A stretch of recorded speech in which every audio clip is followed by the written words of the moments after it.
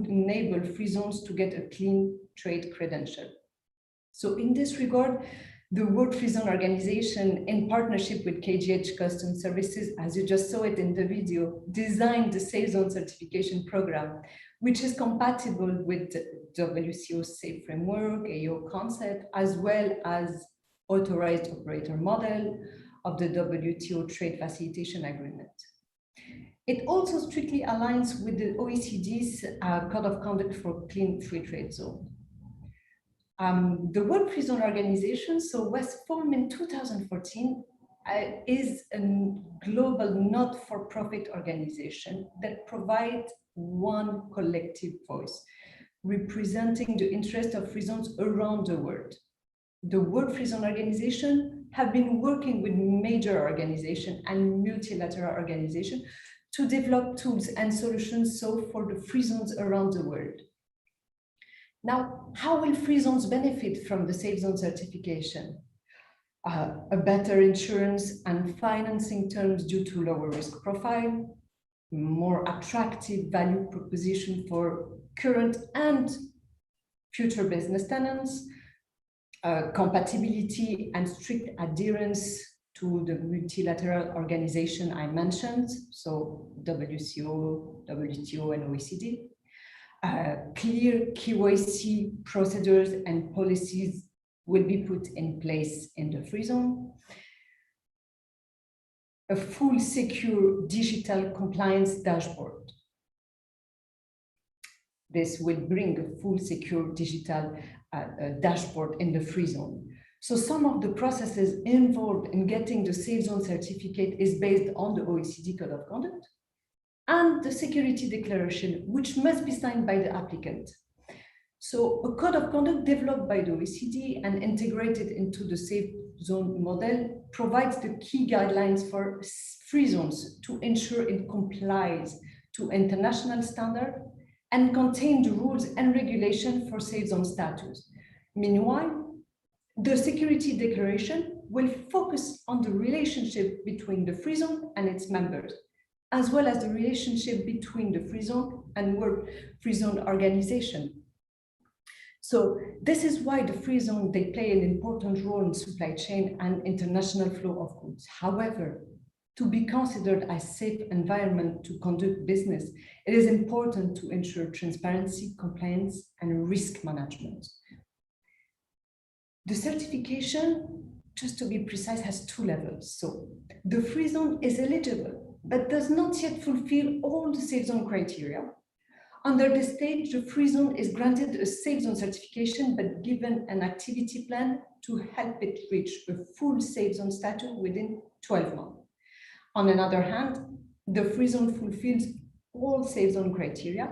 In this level, the free zone is granted a 2-year Safe Zone Platinum certificate. Upon the certification's expiration, revalidation will be required by the third-party validator, and all the process would be put in place that you just saw in the video. Another key feature of the program is the whistleblower system. So this anonymous system will allow anyone to report violation of the Safe Zone program if in any certified zone. So such reports will prompt an investigation to verify any departure from agreed terms, ensuring that Safe Zone standards are not breached. Any free zone found to be in such breach will literally be stripped of the certification.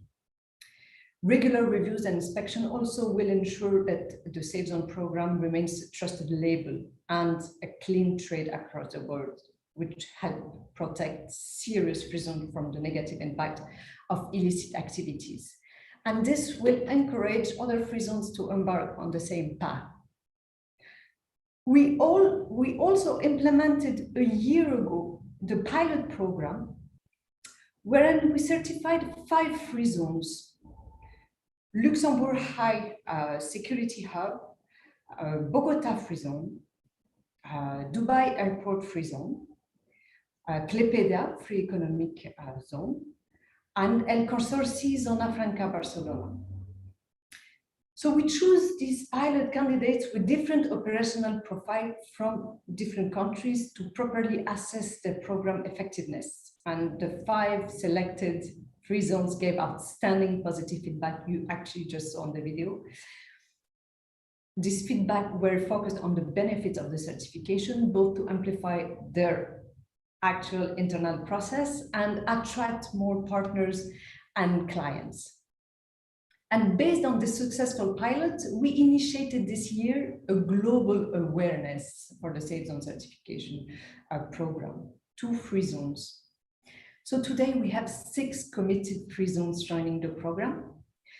Luxembourg High Security Hub was actually the first one, along with DAVSA, UAE, and Clipedia, renewing their certification. We have Zofri from Chile, and 2 based in India, Chennai and Mumbai, which are part of DP World Group. So moreover, the certification, the Safe Zone certification program also includes an awareness raising campaign in illicit trafficking of counterfeit goods. So trainings and resources are provided along with continuous development of the program. Finally, establishing strategic partnerships includes stakeholder support, endorsement of multinational companies, strategic and networking partnership with companies, and as well global association. Thank you so much for your attention to everyone. Oh, thank you, Morial. I think that was a quick one. All right, I think we have a question. I mean, someone is raising his hand in the attendee. I'm not sure if he have a question or he's trying the feature. I can quickly allow him to talk. Abdullah Matitu, if you have a question, you can ask Morial directly. Because yesterday, a lot of people were raising hands, but they are actually just trying the feature of raising hand on Zoom. They are not purposely asking a question. All right, I think he doesn't have any questions. So far, we have not received any Q&As. If there is any questions that you'd like to ask Morial, you can drop it in the Q&A section. I think it's a very important topic that you've discussed, Morial, even though free trade zones are meant to be a beneficiary for the country and it enables country to inject free investments, but at the same time, it could be a sword with 2 blades, as they say. So I think we could then move to the next session if we're not receiving any question. Thank you, Maria, for your sharing and for the interesting presentation. Thank you. All right, I think our next session will be presented by Cecily Fant, who is the Regional Director for Pharmaceutical Security Institute. She was appointed in 2016. So the Pharmaceutical Security Institute is a non-profit membership organization dedicated for protecting people's health. They serve as a bridge or a link between law enforcement, police, customs, drug regulators, and the private industry. They have done over 39 research and development pharmaceutical companies as the members. So Cecily, I can give you the virtual stage. Yeah. I think you're still on mute, Cecily.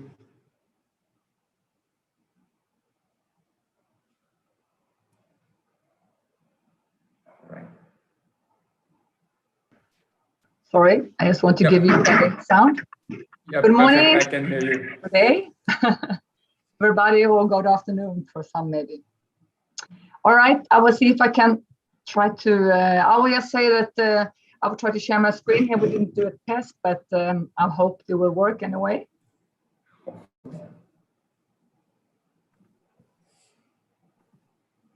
So it was interesting to hear the previous speaker, Muriel. I have to say that I do agree with her when it comes to the free trade zone. They are very good for countries to develop business, but it is critical that we keep an eye on this, and that we also help the authorities to give them tools to actually check what's happening in the free trade zone. I've spoken to many law enforcement officers who told me that, well, all is not good there. So I think that is something we should work for, especially when the free trade zones pop up everywhere. All right, let's see if I can share this. Oh, gosh. If your presentation slides is already on, you can click Yes. on the share screen, the green button in the middle, and then just choose the presentation folder from the options in front of you. I tried. This is the worst thing when you're not available, when these things is going to happen in real life. So we have here, and I have my screen open. Yep, so you can go to the Zoom, and then you can click on the green button, share screen. Yes, I did that, but it didn't work. Actually, I show everything else except. Let's try to close down a little bit more here. Then I am truly sorry for this.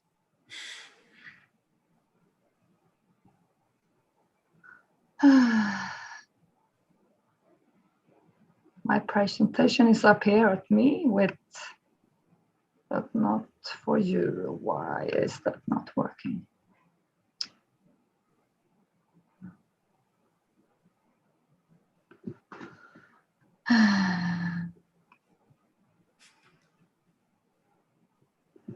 So is your presentation folder already open as a PowerPoint? Yes, it is Yep. open. All right, then you can just simply go to Zoom, the application. Yeah, but it will not. Even if I do that, it will not open up. That's the problem. I can see myself, but I cannot. I can see my presentation, and let's. Why doesn't it work now?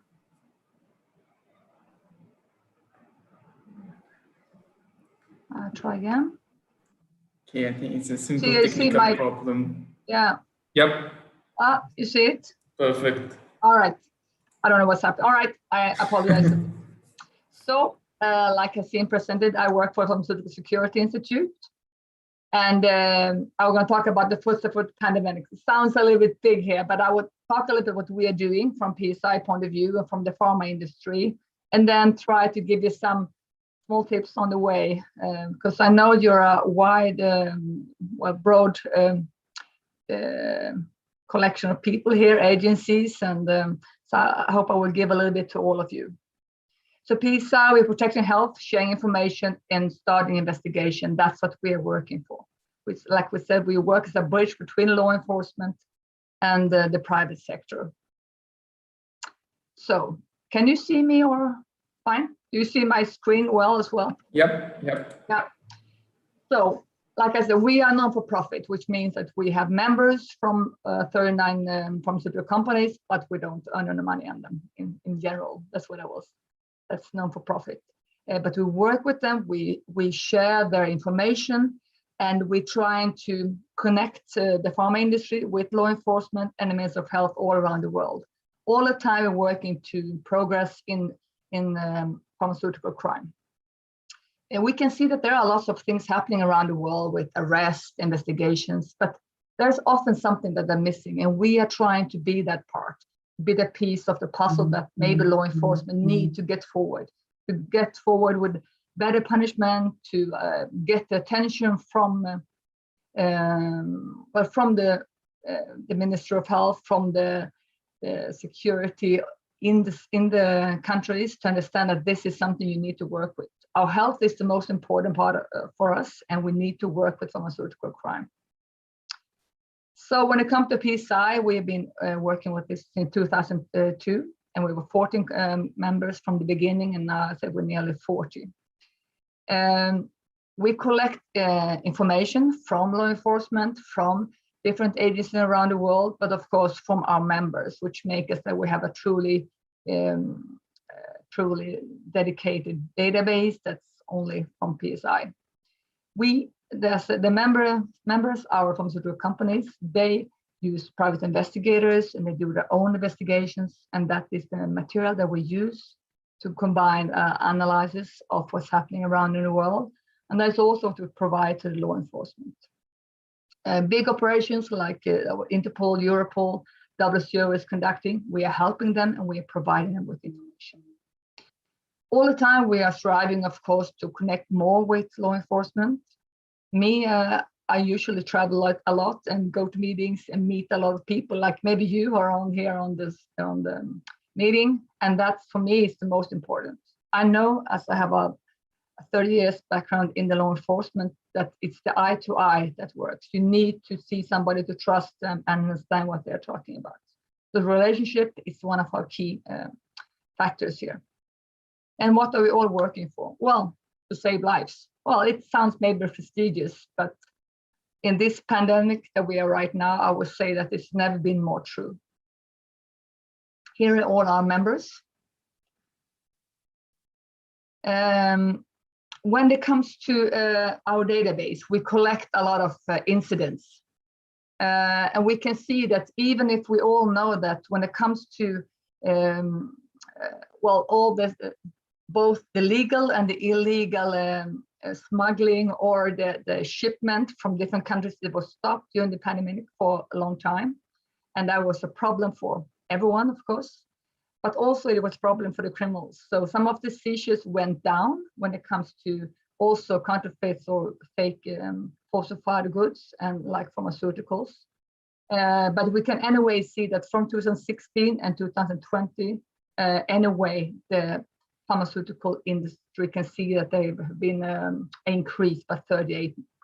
So even if we had the pandemic the last year, the increase in 2016. We have better reporting for government agencies, and also our members are reporting more and more numbers to PSI because they are all doing good investigations. So I looked a little bit on the vaccine. We will of course talk about COVID, but what we can see also from PSI that they are falsified medicine or counterfeit medicine, but we can also see that the injectables, they are increasing a lot. And for me personally, I think that's quite scary that you actually, it's more injectables that are false, more things that you inject in your body that really can cause harm. And then we look at the vaccines. I mean, we have vaccine that will help you to prevent to get ammonia, like pneumonia, this bacteria. And that is more than nearly 2 million people that die every year because of this. We have 144 countries in the world that have to have a program to prevent this, and mainly that is youngest kids who die from this. So that's something that I think really goes close to our heart. We can see the influenza. We can hear that the COVAX, the ones who work against the vaccine, they say that people are dying every year. This is just a hoax. This is not true. Yes, people are dying every year from influenza. And also that vaccine is given to especially older people. About 3 to 5 million people are dying from influenza because of problem with the lungs.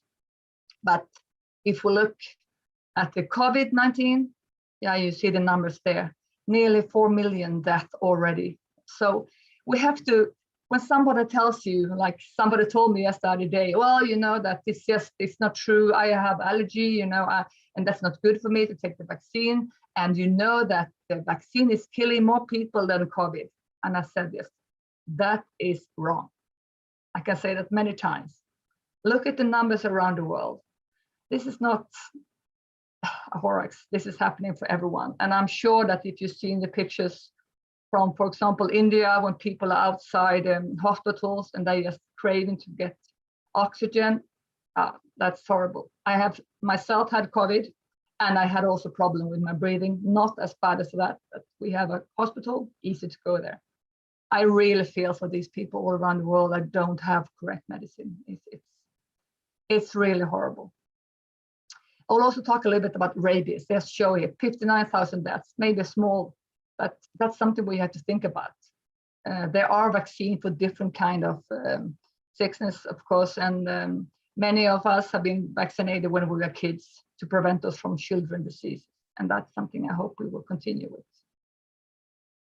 Pharmaceutical industry, what are we doing? Well, they are working together. Different companies that actually have competition, they're working together to make the vaccine. And they also secure a safe delivery to authorities. And it's only to the authorities, no private identities when it comes to the vaccine that are correct to use here from the EU side in a way. And that is the key point. You can never ever get a vaccine from a private entity in this stage. Now, during this pandemic, it will maybe be in the future, but right now, the pharmaceutical makers of vaccine are only send it to the authorities, and they are the ones who take it out to the whatever vaccine delivery company or hospitals that will give it to you as a private person. But that is very important. You cannot buy the vaccine online.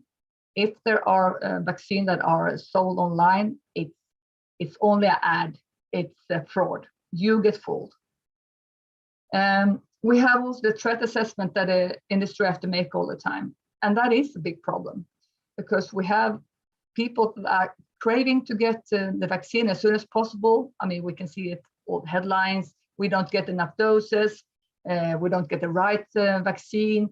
There is no vaccine to go to poor countries. I mean, I understand people are very afraid, and the criminals, they're benefiting on our fear. That's for sure. And then we have the anti-vax protesters that deliberately give out false information, like the one that I talked about, that more people get killed by vaccine. It's not true. We are all happily to go to an airplane and sit for more than 4 hours, which can cause blood clots in our legs. We do that without hesitating. So facts are facts. And there are also a lot of attacks on the pharma industries and fraud and cyber attacks.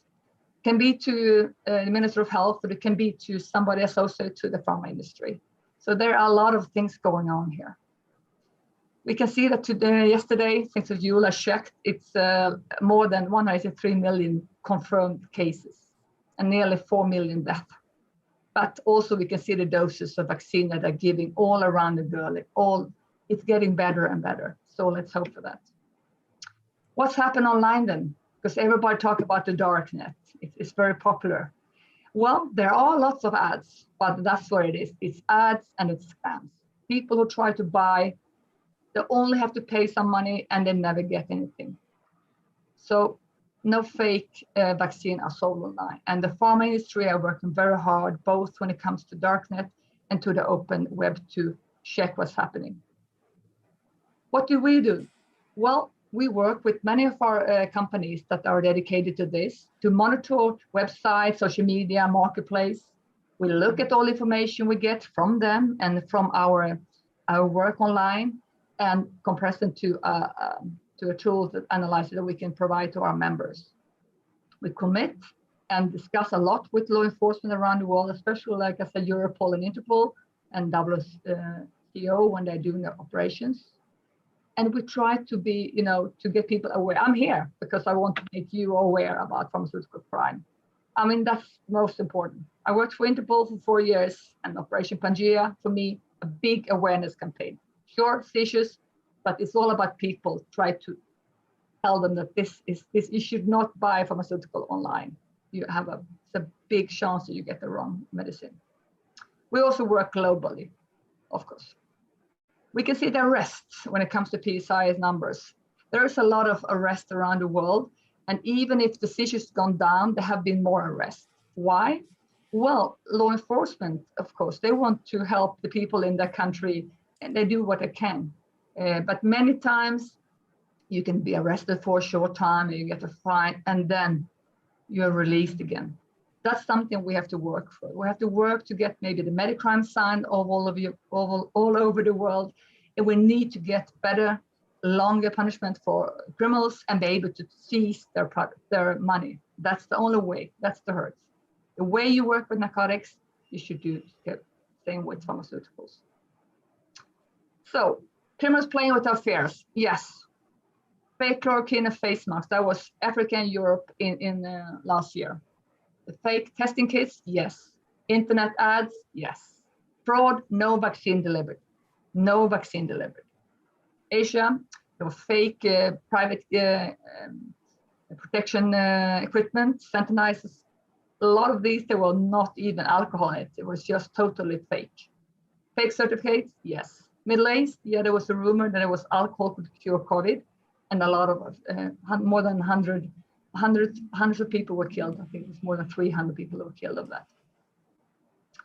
So what happened then in the end of 2020? Well, we thought, things are getting better. So it was a little bit easy in the travel. The criminals then focused on making more COVID test kits and also certificates. So they are all adapting. They are following what's happening. They're checking why the wind is blowing. So that's why we have to work really hard to stop this.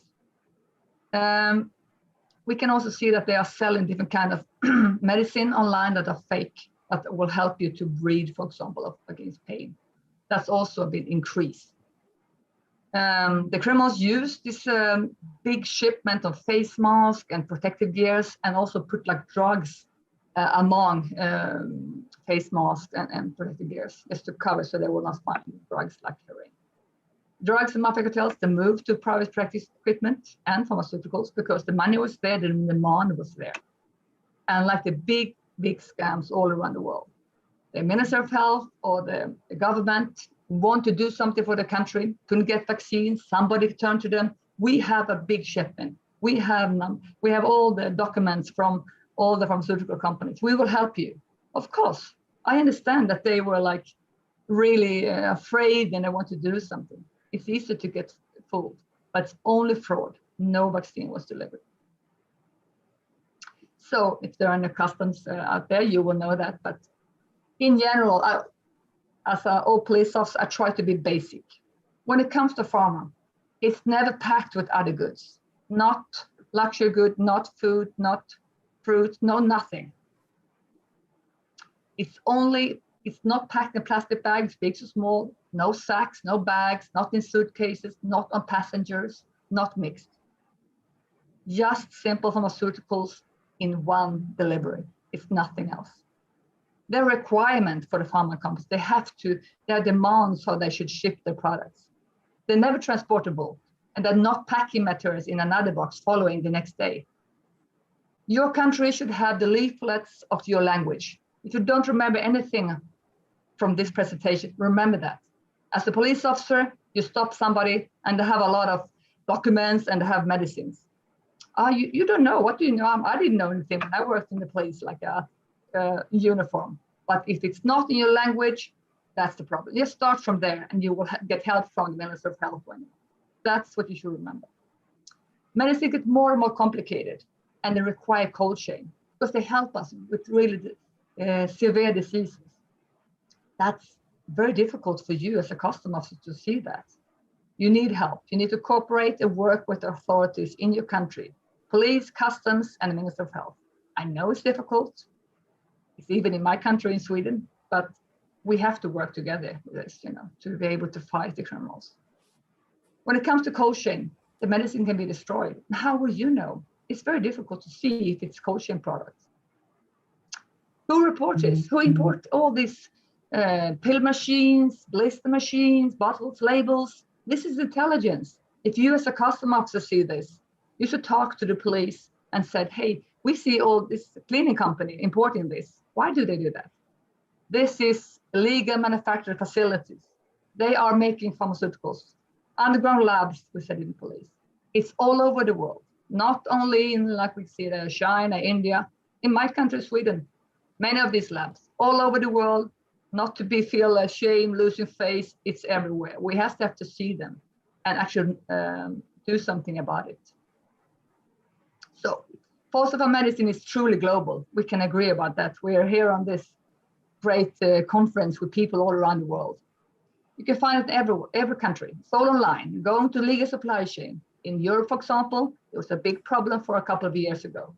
It is important that we work together and that we tell people what's happening. If there's a big theft, it has to go out to all the pharma companies, all to the different authorities in the neighboring country, because in 1-2 days, the medicine has left one country and go to another.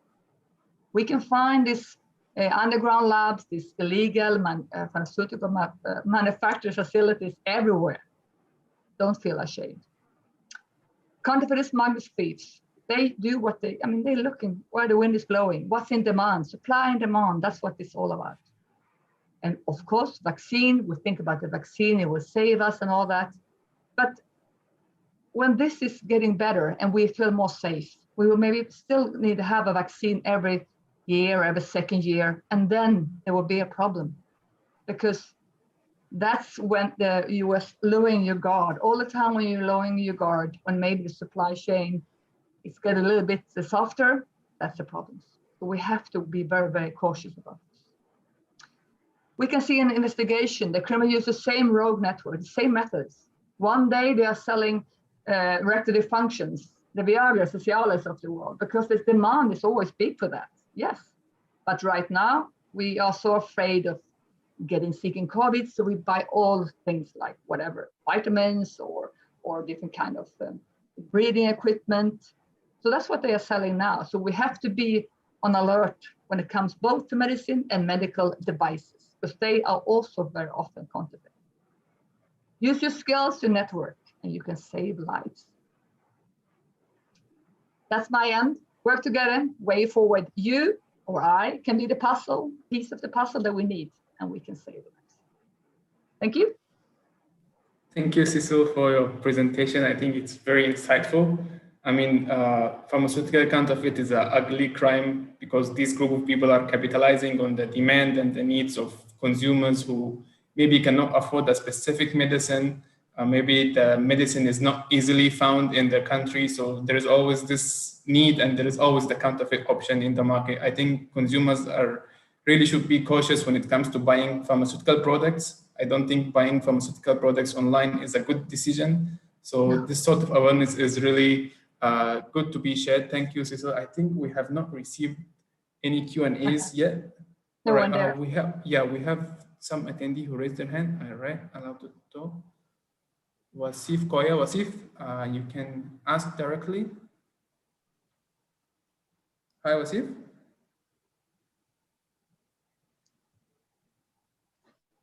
Hello, Wasif.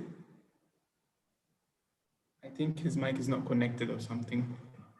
All right. I would say that when it's getting a little bit better, I will hope that we can, set up meetings, workshops, and interact again, because I think that's the way to do when we're meeting and we can discuss what's happening actually in your country. Share that with me and I will try to help you and I will work with you. I mean, I was thinking all company will say the same. I mean, we're all waiting to try to get our hands on things again because, yeah. Yep, definitely. Collaboration is a key to combating counterfeits. I think Darcy have a question. Darcy, you can ask. Yes, can you hear me? Yep. Okay, great presentation, thank you.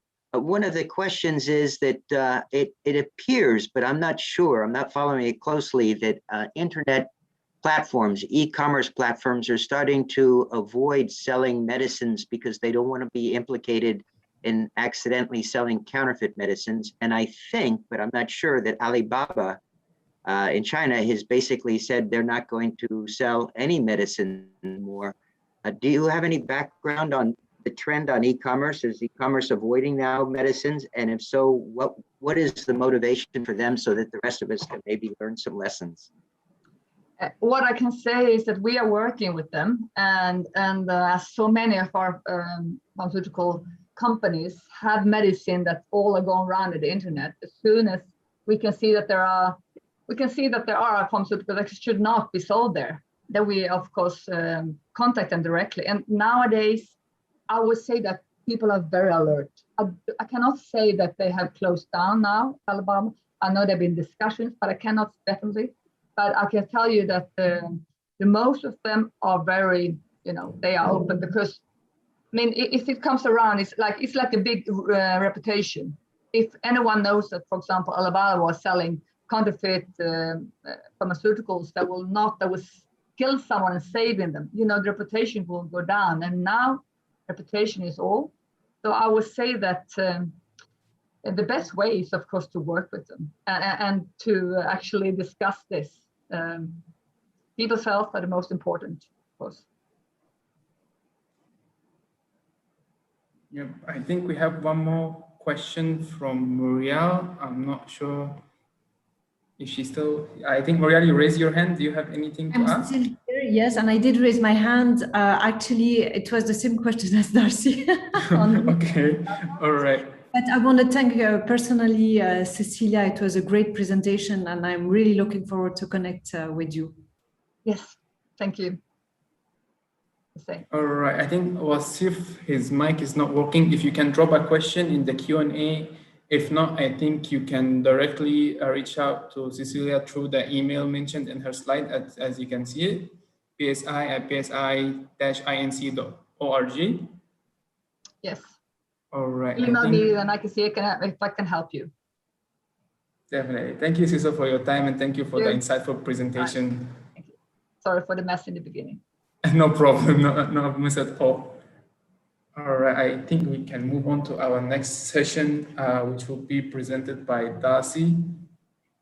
So Darcy is the Director for Anti-Counterfeiting for CropLife International. He began his anti-counterfeiting enforcement for the French food and drinks group, Danone, based in Paris.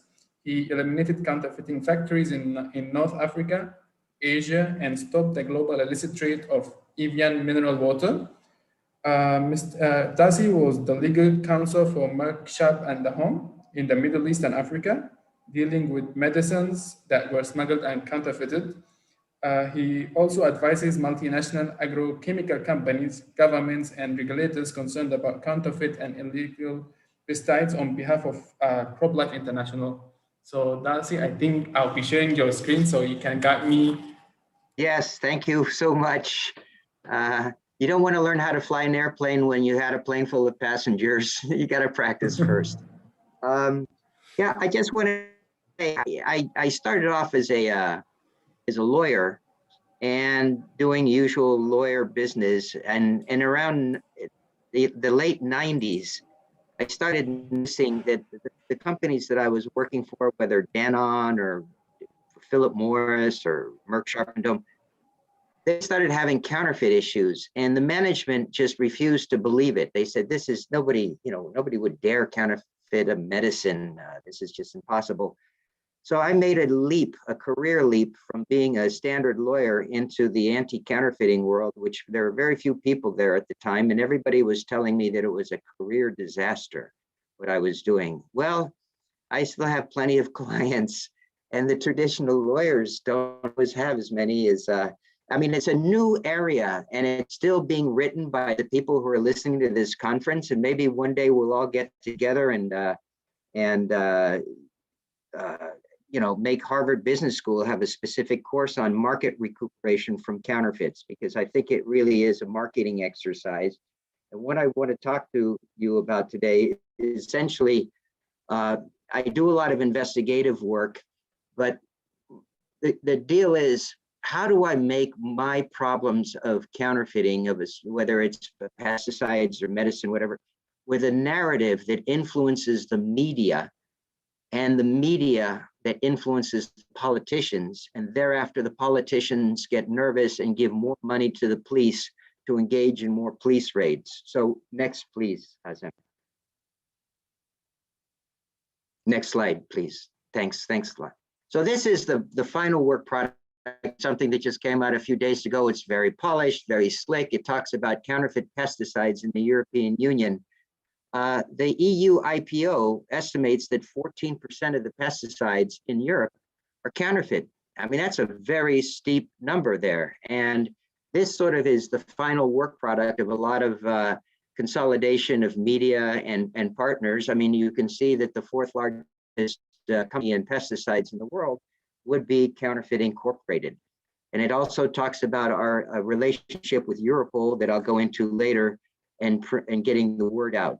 Next, please. So this is the success model, kind of the final. This is what I started with in counterfeit pesticides. I joined CropLife about 12 years ago, and they said, listen, we're not a loved industry, so please don't make a bad, counterfeit pesticide story into a bad side story. It's a very tricky nuance, but this is what I had to go on. it's not very compelling. There's, not people dying in hospital beds or something of that nature. It's basically crops that have been treated with counterfeit pesticides on the right, which have left and these is in Italy, all right, and left the fields so toxic that they can't have anything grown on these fields in the future. So I had to take this sort of narrative and put it into something that was compelling, and it was a real challenge. Next, please. So this was the beginning of my challenge. This is the one in 2007. This is one of the first newspaper articles that showed up about counterfeit. Oh, and just press next again. Just hit it again. There's a little. Just say next again. Has him? Yeah, great. This is great. This is basically what happened in Spain in 2007 when counterfeit pesticides showed up in the marketplace in the European Union. And it was a panic because a lot of the Spanish peppers in Spain were being treated with illegal and counterfeit pesticides, and it resulted in a complete EU-wide recall on Spanish peppers. Well, that was good news, but the bad news is it panicked the consumer because they thought, pesticides, counterfeit pesticides, what's the difference? I'm not going to deal with any pesticides at all. So this was the challenge in regards to the media, getting it away from a horror story and putting it into a compelling story that educates the population and the politicians. Next, please. And this is what I'm working on. This is sort of the information cycle. This is how you motivate government. So for instance, if you go in the lower right, you see the police. This is where there's a police action, all right? Many times police actions occur and they're never publicized in the media. They just happen, we clap our hands, we're all excited, and that's it. But the thing is that that's a lost opportunity because it's the police action interpreted by the media on the lower left-hand corner. It is really one of the keys to your success, because if you can get the media to cover the police action and you train the media how to cover the police action and what are the salient points that they should put in their articles, that's fantastic, because the media in a way is the barometer of your success in anti-counterfeiting, because the media goes out to the public and they can read what you're doing without any panic stories if you train the media correctly. But what's also important with the media is that if you get media covering a police action in regards to counterfeit products that you're working on, I do what are called media packs. And before I meet anybody in the government, I do a search of all the media to see what's being reported in the media on, for instance, in my case, counterfeit pesticides. I create a media pack with all the open source media in that country, and I send it to the politician or the government person that I'm about to meet with. When they receive that media pack a few days before I arrive, they read it. By the time I show up in their office, they're ready to say yes to anything, because all of a sudden they realize that the next person that might show up in the media would be them not doing their jobs. So I think so it's the police action, making sure that the media covers the police action, collating the media, sending it up to the politicians. They don't have many options once you bring them the media pack to say this is what's going on and this is how the public and your voters are judging you. And often the politicians will say, well, what can we do? And I'll say, well, why don't you give more funding to the police so they can increase their police raids on counterfeit medicine or counterfeit pesticides, counterfeit food, whatever. So often the politicians will give more funds to the police and more support to the police. Therefore, you go back to the lower right-hand corner where the police are at, and they have more funds to do raids. They do more raids. Then you get the media again covering the police. Then you do the media packs up to the politicians. Then you extract more concessions from the politicians. And again, you get more support for the police. And it's a beautiful cycle, okay? But you've got to integrate the media, make friends with journalists, and know what your talking points are so that the stories don't go left and right.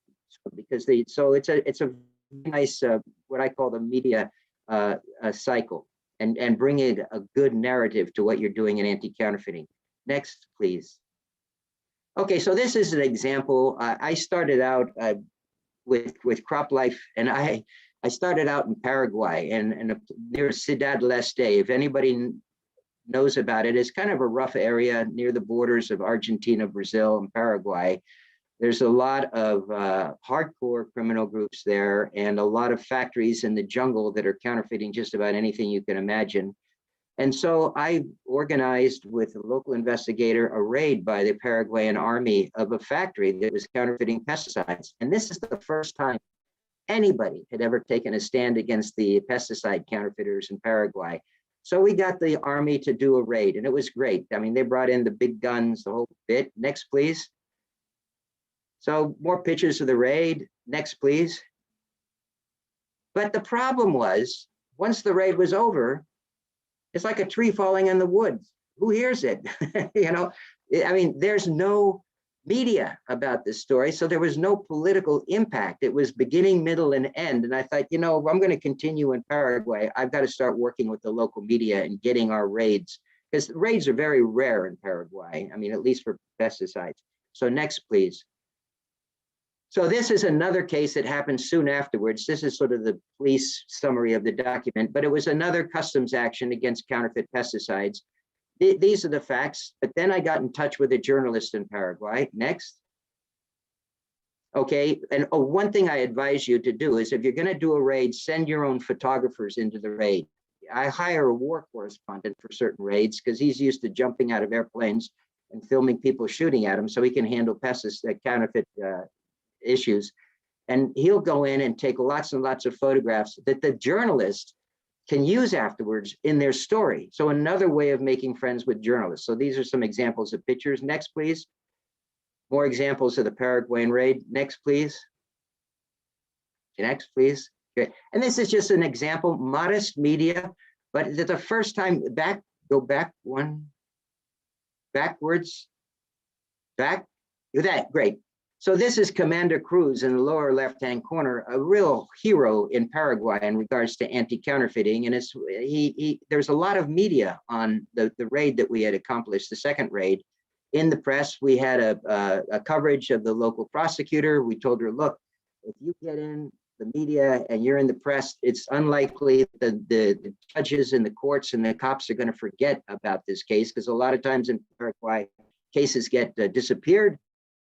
Let's put it in the newspaper and get some publicity behind it, and it'll give you some more leverage as well. She agreed to be interviewed by the media, but this is our first little modest attempt there. Next, please. Okay, another boring police report that happened just a few weeks later in Paraguay. Next, please. All right, here's some shipping documents, and it's important. These are the shipping documents that counterfeiters use to bring in the counterfeit pesticides into Paraguay. We got hold of them. Next, please. But guess who else got hold of them? The journalists. And they put those shipping documents into their media story, which was fantastic, because this is just a week or two after the first raid where we initially got covered. And those shipping documents and the prosecutors and the success against counterfeit pesticides were raised. And also the counterfeiters of pesticides in Paraguay were getting angrier and angrier. Next, please. All right, more media. Next, please, on the same raid. Then there was something that happened 2 weeks later or so, and it was just a very banal spill of pesticides in the harbor. But because of all the media that had built up in Paraguay, the prosecutor, just to cover herself, decided to make seizures of everything that was spilled and of the vehicles that spilled the pesticides. So that was motivated by what? Not by me.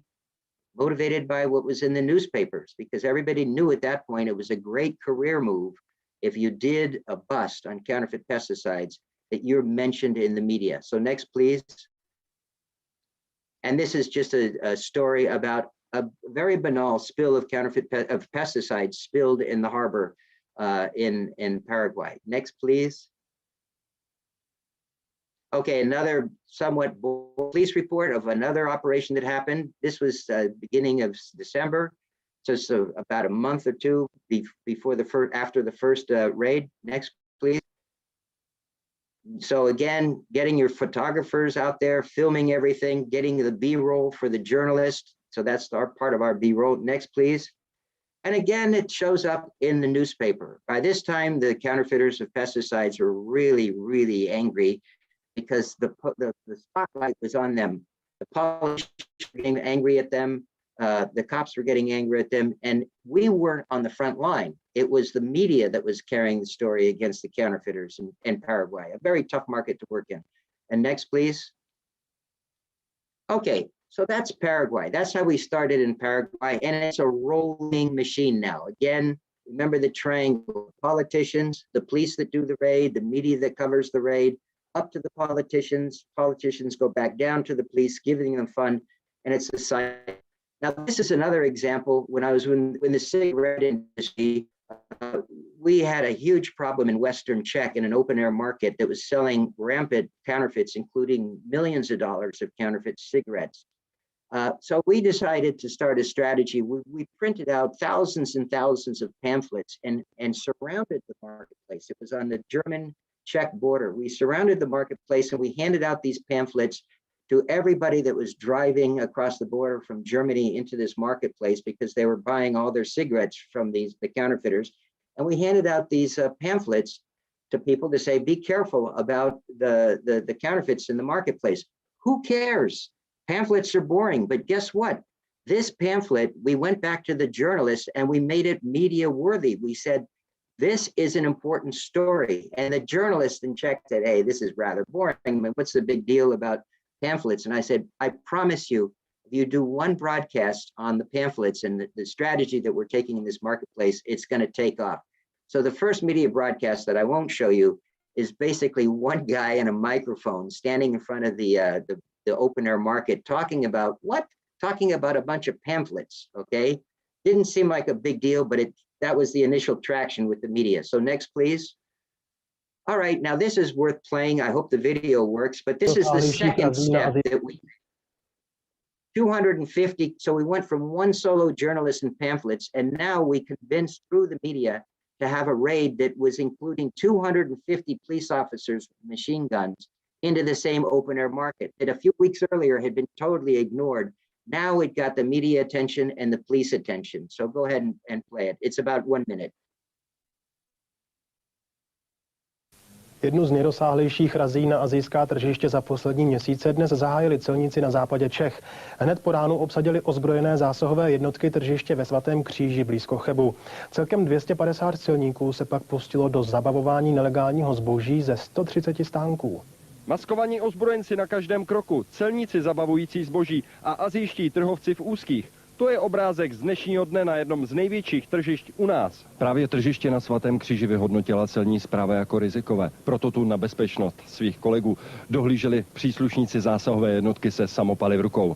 Tlumočník, nejste nic, Tady na tržnici už několikrát v minulosti došlo k napadení celníka. I dnes mnozí trhovci nedokázali své rozhořčení z kontroly skrývat. Bezmocně sledovali, jak jejich vánoční zboží mizí v pytlích celníků. Furt tady kontrola. 250 lidí nasazených při kontrole jediného tržiště. To celní správa dlouho nepamatuje. Je pravda, že v takovém rozsahu neděláme vlastně tyto akce každý den. Celníci se dostávali do stánku i násilím. Měli povolení od státního zástupce.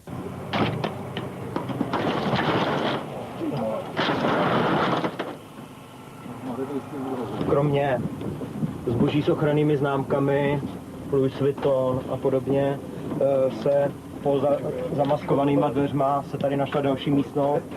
Tuny nelegálního zboží končily na hromadách, cigarety, DVD nosiče, oděvy. Kontroly asijských tržišť po celé zemi celní správa právě v předvánočním období záměrně zintenzivňuje. Za posledních 14 dnů celníci zabavili pirátské zboží za 200 milionů korun. Z Chebska pro televizi Nová František Niklas. And that's a picture of the Asian dragon market that 2 weeks earlier, there was just one guy in a microphone.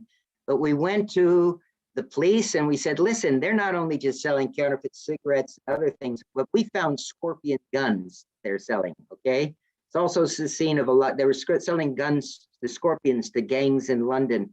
And so we built the case up with the police and we said, listen, if you do a raid on this marketplace, we will make sure that you are going to get maximum positive publicity because you're going to be the good guys. And this is a crime zone of Czech that was going on for a long period of time.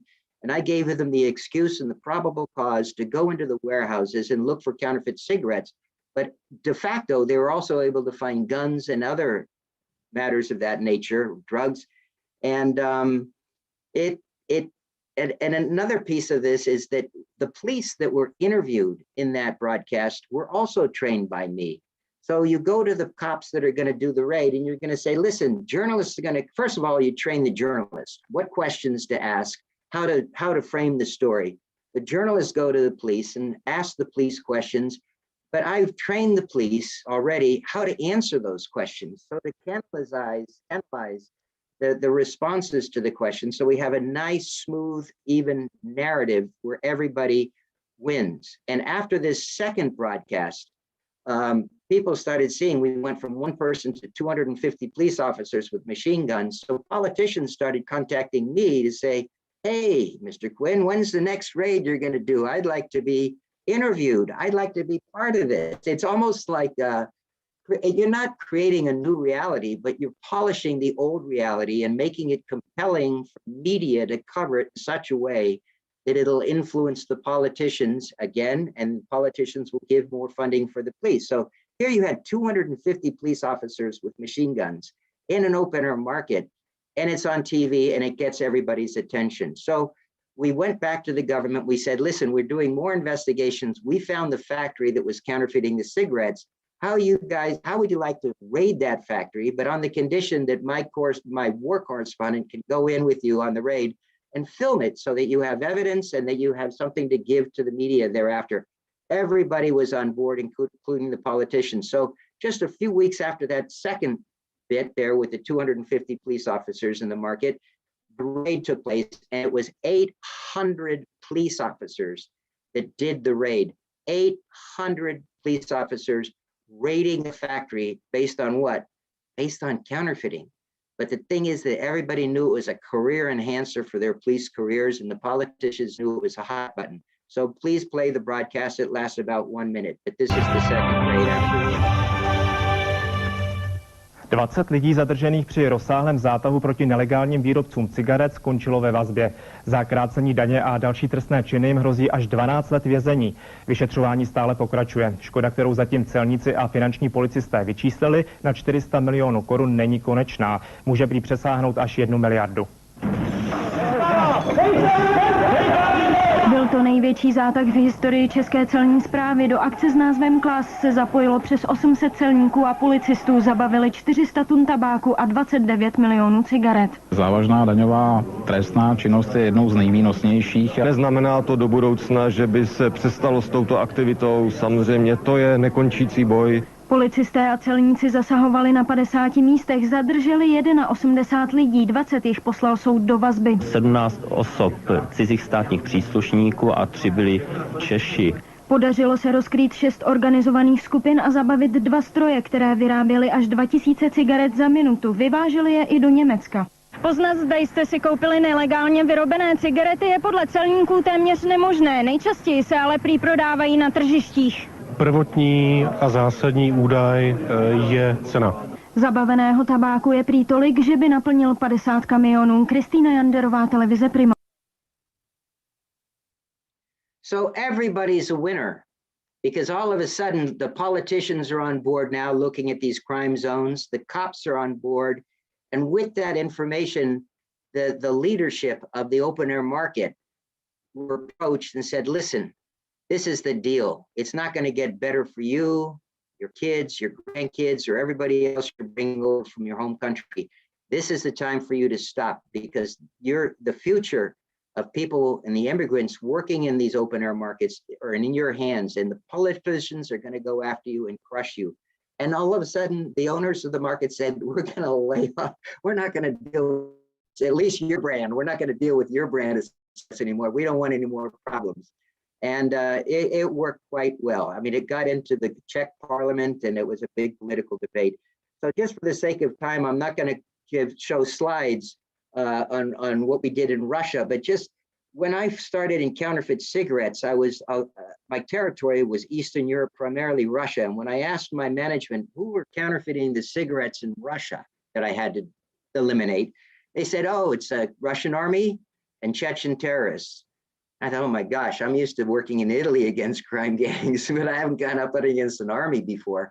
But we worked with the media, and we worked with the press attaché of the FSB, which is the old KGB.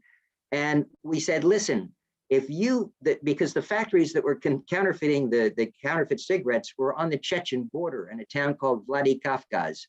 And I said, look, if you send in army units and bust these factories, they're not really a factory only counterfeiting cigarettes. They are basically a bank that is making money to buy the Semtex that's blowing up the metros in Moscow. These guys are facilitating terrorist activities, because what would happen is the Russian army would bring us into the Chechen border for the military, and they'd backfly all the counterfeit cigarettes into Kaliningrad and then get into Belgium. But that's another story. So by reframing the issue with the Russian media and making it an anti-terrorist maneuver, nobody got hurt. Nobody got hurt. There's nobody shooting back. They took out a factory, but instead of saying this factory that was counterfeiting cigarettes was busted, it's this factory in a terrorist zone is a bank for the Semtex blowing up the metros in Moscow. And that resonated not only across Russia, but across the world. But particularly in Russia, it was a great career enhancer for people in the Russian army, because another element there that was reframed in the media was, who in the Russian army are counterfeiting the cigarettes and bringing them out?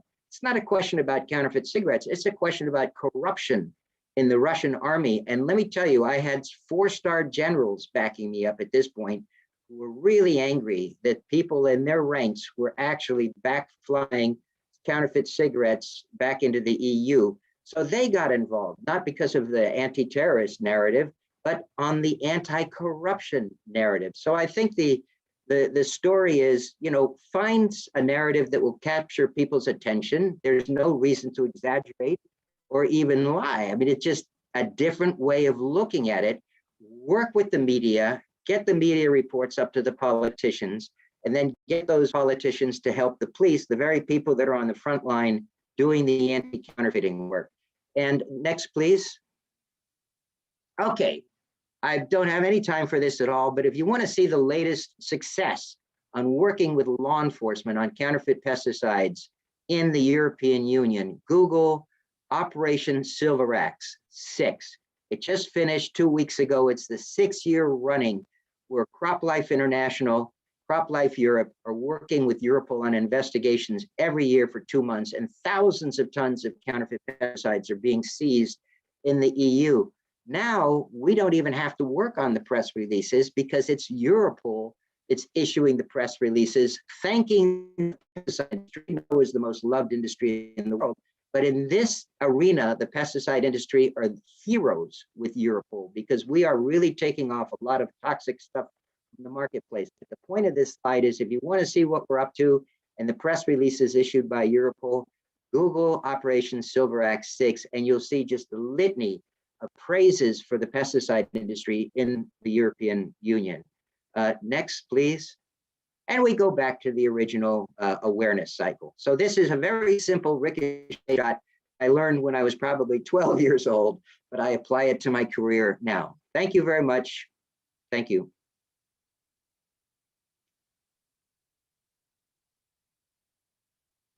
Thank you, Darcy, for this interesting presentation. Well, media could be a very effective tool for brands and for governments to raise awareness, firstly to the consumers, and to get more entities involved in combating counterfeits.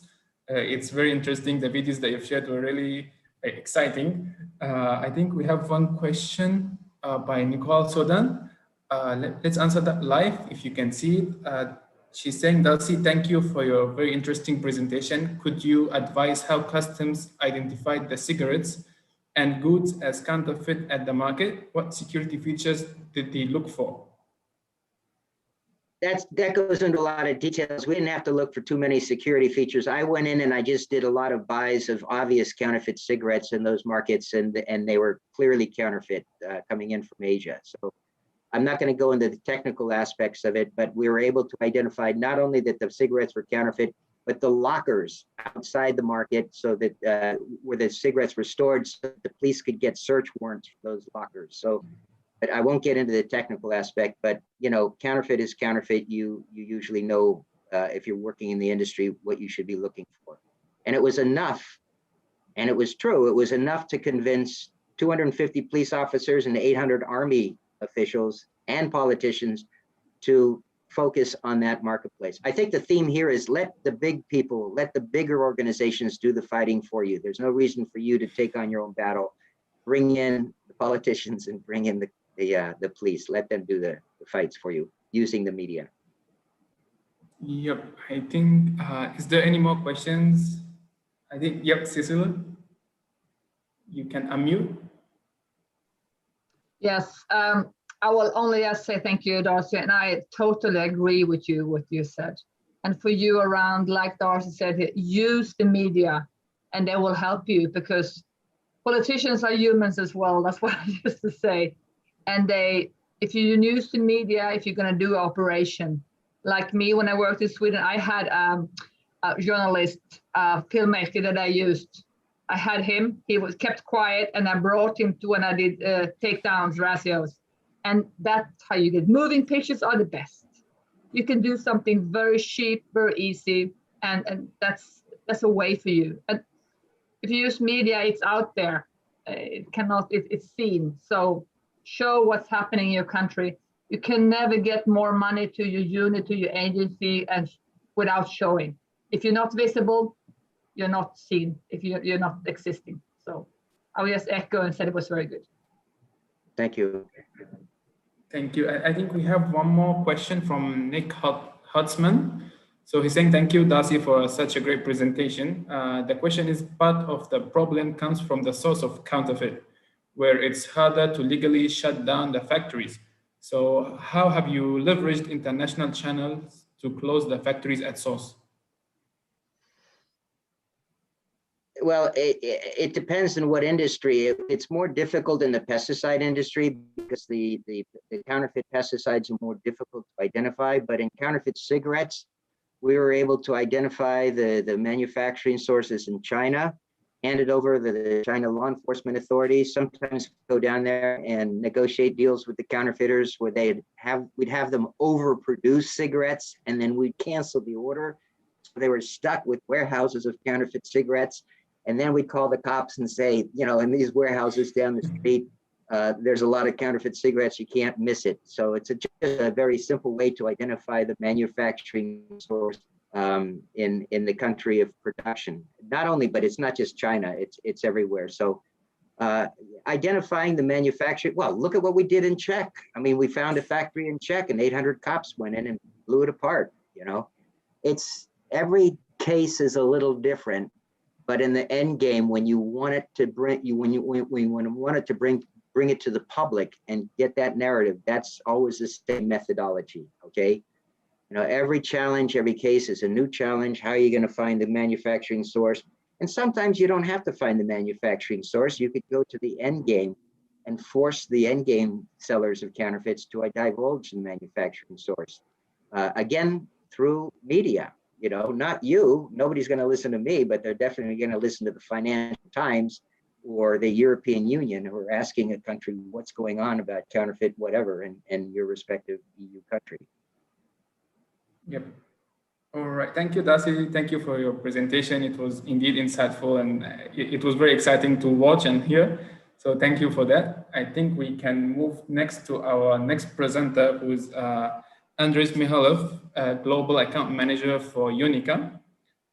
He have worked for Unica for over 13 years with renowned system suppliers and service providers within the RFID, government, and semiconductor industries in various positions in sales, product, and project management. Since 2015, Andres has been responsible for global account management at Unica Solutions for the regions of Europe, Russia, and India. With the additional function of Director Product Management, he is responsible for the expansion and further development of digital product group, Script to Trace. So Andres, thanks for joining us, and you can share your screen. The virtual stage is all yours. Yeah. Hello, Hazem. Thank you for the introduction. Darcy, a very impressive presentation. I really liked the TV broadcasts. Nice. So let me share my screen. I hope it works. I don't have that much experience with Zoom, but I think it should work now. So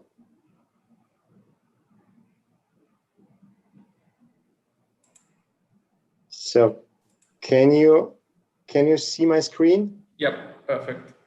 Yeah, okay. So hello everybody, my name is Andreas. Today I would like to introduce our latest development. This is the digital security label. This is a purely digital solution, abbreviated DSL. The presentation is divided into the following chapters. I have here 8 topics I would like to present to you. And before starting with the technical details and the product description, I would like to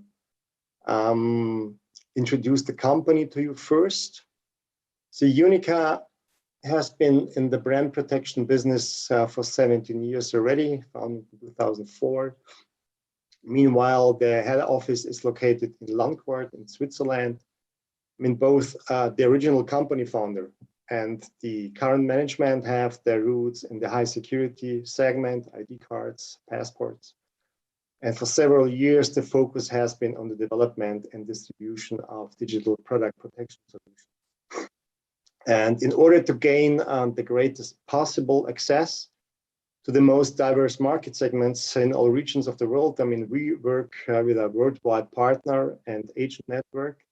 And besides that, we have own sales offices in the US, Asia, and Europe. Here's a slide about the research and innovation. I mean, the topic of research and innovation is particularly important to us. I mean, at least 1/4 of our annual sales is invested in innovation and development. And this approach to innovation is also the reason why we currently hold more than 100 patents. I mean, our technologies strongly revolve around the topic of image processing and image analysis. And this is the reason why we invest heavily into these areas of artificial intelligence and machine learning. We work also intensively with leading Swiss universities to further optimize the technologies. Here you see the product portfolio. I mean, here on the left side is the digital area, and on the right side is the physical domain. The digital product family's CryptoTrace suite is composed of the following 3 solutions. The first one is the CryptoTrace Ultra. This is the protection of EON barcodes. The second one is the fingerprint. Here we identify the so-called physical and clonable features. This is a surface structure analysis tooling, which we offer. The third one, I will have more slides about that, digital security label, of course. And on the right side, you see our physical product portfolio, ClusterTrace suite. And here we have the solution Intragram and the SpectroTag. So let's talk about the digital security label. So what do we mean with the security label, digital security label? I mean, this solution is equipped with purely digital security technologies. I mean, to keep the security barrier as high as possible, we decided to combine our different technologies on this product, and we use completely invisible as well as visible features. Our digital security features can be optimally combined with the conventional elements like holographic stripes, secure printing, secure colors, and so on.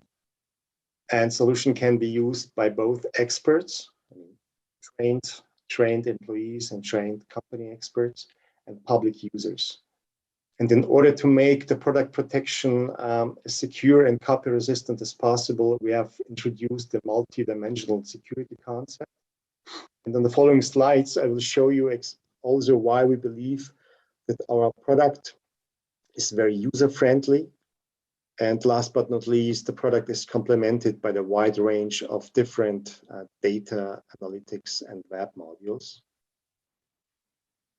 So the system is composed mainly of the following products and system components. Obviously, you need, of course, the security label first.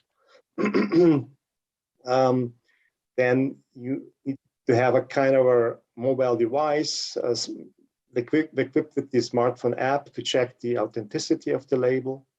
And of course, all the information will be uploaded to the web-based security label management system. And the system and the web platform monitors and manages all worldwide generated information. I mean, all data about product activities and verification results are collected and visualized here. So how does it work?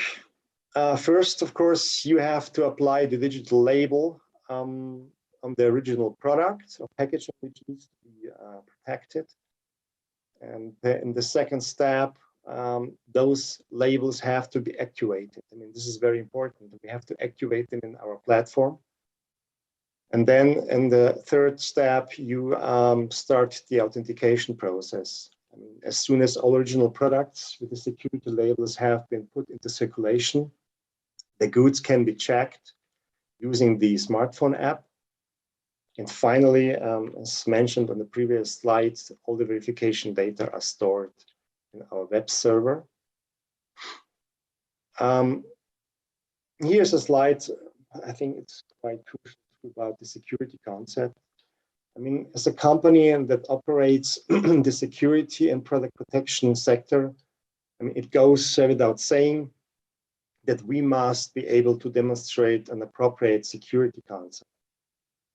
And our security concept is based on the following 5 pillars.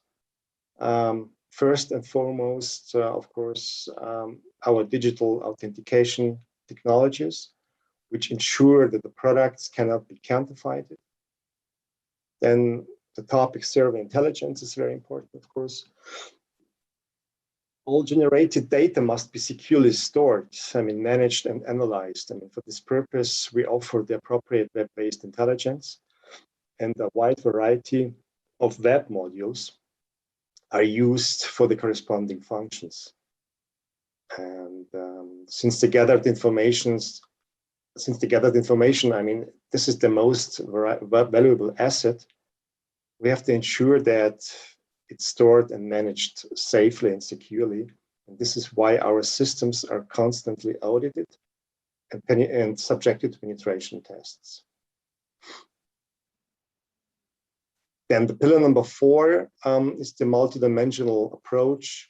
I mean, the main idea of the security concept is the combination of different security levels with our various digital protection technologies. We have multi-level, multi-zone, multi-technology approach. And the last pillar is innovation. I mean, we are of course aware that the counterfeiters are not resting, but are actively engaged in trying to copy our security elements. This is why we have to make sure that we are always one step ahead and provide the market and the customers with the latest upgrades of our technologies. Here's an example how such a digital security label looks like. I mean, to keep the copy protection and security barrier as high as possible, and the following digital technologies are applied here. First, the scripted trace code. I mean, this is just a security element that is not visible to the human eye. However, the smartphone app will recognize this marking immediately. Then we have serialization. Each label is equipped with a unique serial number in the form of a QR or a data matrix code. The serial number is checked and compared with the database. And the last one is the pixel cloud. I mean, this security element has been launched already by the end of last year. We use here a special algorithm that makes this design element one of the most copy-proof, we believe. And this design, of course, can be customized according to the customer wishes. And the smartphone app checks all security elements simultaneously.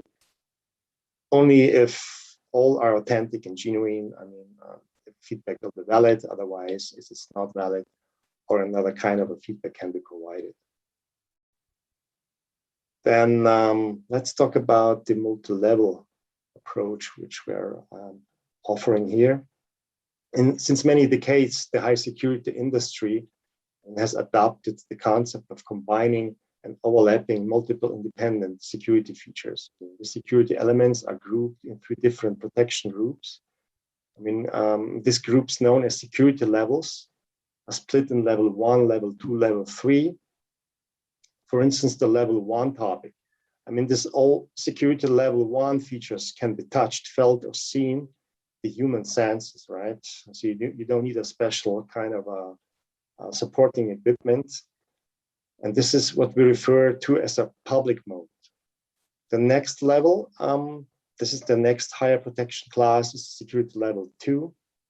It can only be detected and verified with the help of special equipment such as UV lamps, infrared readers, and magnifying glasses. This is what we call as the expert mode. And the highest security protection is offered by security level 3.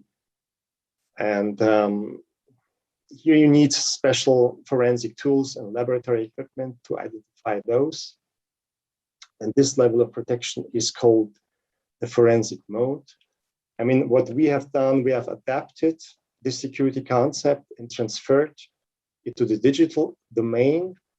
And for the verification of these different security features, we use primarily the smartphones in combinations with our server environment. And here you can see an example how we implement this multi-level topic in reality. So as said before, you have the public mode, the expert mode, and the forensic mode. I mean, for example, for the public users can see only the verification results for the level 1 security elements. What we do here, we grant different access rights to different user groups, and the level 2 and level 3 features can only be read by the experts or by the forensic users of the respective brand. Here's an example, for instance, for the public mode, you get a kind of a feedback. They have access only to the security level 1 security features. And the experts get a deeper insight, and the full picture, of course, is given in the secure server environment. And the concept has the huge advantage that the product counterfeiters do not get access to the full range of the digital security elements. And that's what we believe makes it impossible to overcome the security barrier. So let's have a look at some application areas. I mean, as mentioned before, we are very flexible in the design of the digital security label. We can not only combine it with the state-of-the-art features like holograms, kiosks, and printing, but can also realize different form factors. I mean, depending on the application, the dimensions, length, width of the DSL label can be adapted, of course. And we know that product counterfeiters are active in all market segments. The DSL solution has the advantage of combining the benefits of a tamper evident security label with the advantages of digital security elements. And this label can be applied to any product or packaging surface. And depending on the surface condition, the adhesion properties can be adjusted and set accordingly. Here's another application. I mean, tag stamps can also be extended and secured with our technologies. In one of the current applications, color tag stamps are used, for instance. We are therefore not only dependent on black and white markings, but can also design them in color. And we think that makes the design more diverse and particularly pleases, I think, the marketing departments of our customers. So the issue of user friendliness is also very important to us. Our app is used not only by specially trained experts, but also by untrained public users. That's why we paid special attention during the development of the product. That, for instance, the smartphone application is simple and intuitive. Yeah? I mean, all our digital features are read and verified by only one app. And there's no other additional app or tool is necessary. And if a customer wishes to integrate our application into their existing software environment, this can, of course, be done with the help of an application programming interface, API. So this is important, I think, and very helpful for our customers here. I mean, even though very complex security procedures run in the background, the operation of the app is simple and intuitive. I mean, the software is equipped with a particularly user-friendly technology, and we call it user guidance. With the help of this technology, the application permanently informs and guides the user whether the smartphone is in the right position and at the right distance from the verifying object. And even if the lighting conditions, for instance, are not optimal, the user is immediately informed. And as soon as the smartphone is in the correct position, the app is taking automatically the pictures. It initiates the validation process. So what I have done, I have prepared here a short video just to show you how the user guidance is working. So you can see here, the app is recognizing that there is a product, a label to scan. So what's important is that the two circles have to be adjusted in size and position. And as soon as this is done, the smartphone is taking automatically the pictures. So this was now an original label, provides the feedback valid. Now I'm checking here a duplicate counterfeited product. So the app initiates the authentication process as not valid.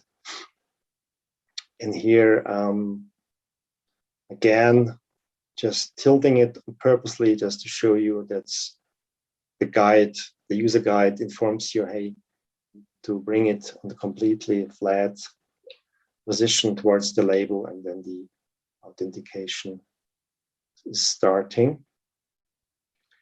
So that's about the user guidance. I mean, in some cases, we received the requirement that the product verification must take place without any internet connection. This option is also available. I mean, this possibility is especially important when the product checks are happening in special environments like on the ground or in areas with weak smartphone reception. In this case, the results are stored locally on the smartphone. And as soon as an internet connection is available, everything is uploaded to the web server. I mean, this is important now here. I mean, the stored test results must be properly managed and analyzed. And this is why we're offering different web modules and market monitoring tools for data analysis. So let's take a look at these services. The market monitoring web platform, this is our central control and management hub, the DSL solution. I mean, all information such as product scans, geodata, the corresponding timestamp are managed here. And the information can be visualized graphically in different ways. And as soon as stable internet connection is available, the test results created with the smartphone are uploaded to the system without any kind of delay. So you have real-time insights into the global counterfeit activities. So here are different visualization tools you can use here for the gray market analysis. You can run your statistics by evaluating the information. We have a direct connection to the Google Maps. So we have immediately the hotspot intelligence included here. And what's quite important too, so you can export all the information which we gather in our platform into the Excel file, and you can run your own statistics and macros. This is quite fancy, I would say. I mean, we are aware that especially in the public use case, the counterfeiters will try to misuse our app for their own purposes. I mean, they will use the app to check the quality of their counterfeits, for example. I mean, to prevent this, we have implemented a technology that informs us about this within a framework of data and image analysis. I mean, you can see here, this is a real picture of a counterfeiter from Asia. And we call this intelligence a smart alert. And the server function here highlights the counterfeit activities with an automatic alert system. So now I would like to talk about the label management web service. And this module is part of our scripted trace web server environment. This is the central control hub of the DSL solution. So what is special about this tool? It's important to highlight that, I mean, all worldwide security label suppliers and product component manufacturers are connected to this system. Security label printers, packaging suppliers, product component manufacturers, like spare part suppliers, for instance, are integrated into this hub so that the brand owner has the complete transparency over all movements and activities related to the security labels. I mean, the platform administrates print artworks and product data, of course.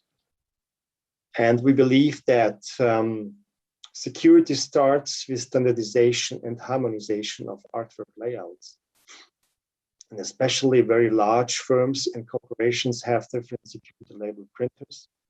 And with the help of the print layout service, we make sure that all label designs are unified according to the CI specifications and design rules. There's a role-based workflow management incorporated, and all print layouts are always up to date and according to the customer's color and quality standards. I mean, here's a use case of an automotive, I would say, customers where we are very strong presented. For instance, this is a role-driven communication. The automotive brand, for instance, has the full control over the worldwide label production. I mean, they see everything. They can automatically activate the security labels and they can set them inactive in case they get lost or stolen. Then the second stakeholder is, of course, the security label supplier. I mean, they have the role and the task to manufacture those security labels with all the features on board. They are serialized, provide logistics service, and provide, of course, the logistics service for that.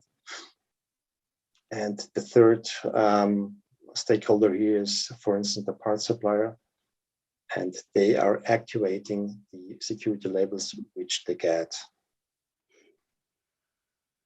So here's also some information about our demo app. So you can, if you're interested, immediately download our demo app, which is available on Google Play or the App Store. This is how it looks like. I have also prepared here a very short video just to show you how this app is working. So after registering, you download the app. I just set it here offline just to demonstrate that it works offline as well. The app starts. Then you have just to choose one of the demo designs, products, which I can provide to you if you're interested in that. So I have here a demo box, and I come closer to my smartphone, and the app is just recognizing, hey, there's something to detect. It starts the countdown 3, 2, 1, and takes automatically the pictures and is identifying whether there is our hidden security mark on board or not. So this demo box has similar designs on both sides. So on one side, we have the hidden marking, and on the other side, we don't have this hidden marking. So here on the back side, we don't have our security elements included into the design. So it's checking again, and it's providing a feedback. It's not valid. So could be potentially counterfeit. So the data is stored on the smartphone, so you can already do your scan history and run locally on the smartphone kind of a statistics, and all the information, of course, are uploaded at the same time to the web. So here, maybe in a nutshell, to summarize the advantages of the DSL solution is that all security features are 100% digital. They can be combined with the existing state-of-the-art elements like holographic stripes. We have converted all security levels, which you know from the high security business, to the digital domain. We think that our app is quite user-friendly, and the solution and the label can be printed with the state-of-the-art printing presses, and all verification results, as you saw before, are securely stored and can be analyzed in the web server environment.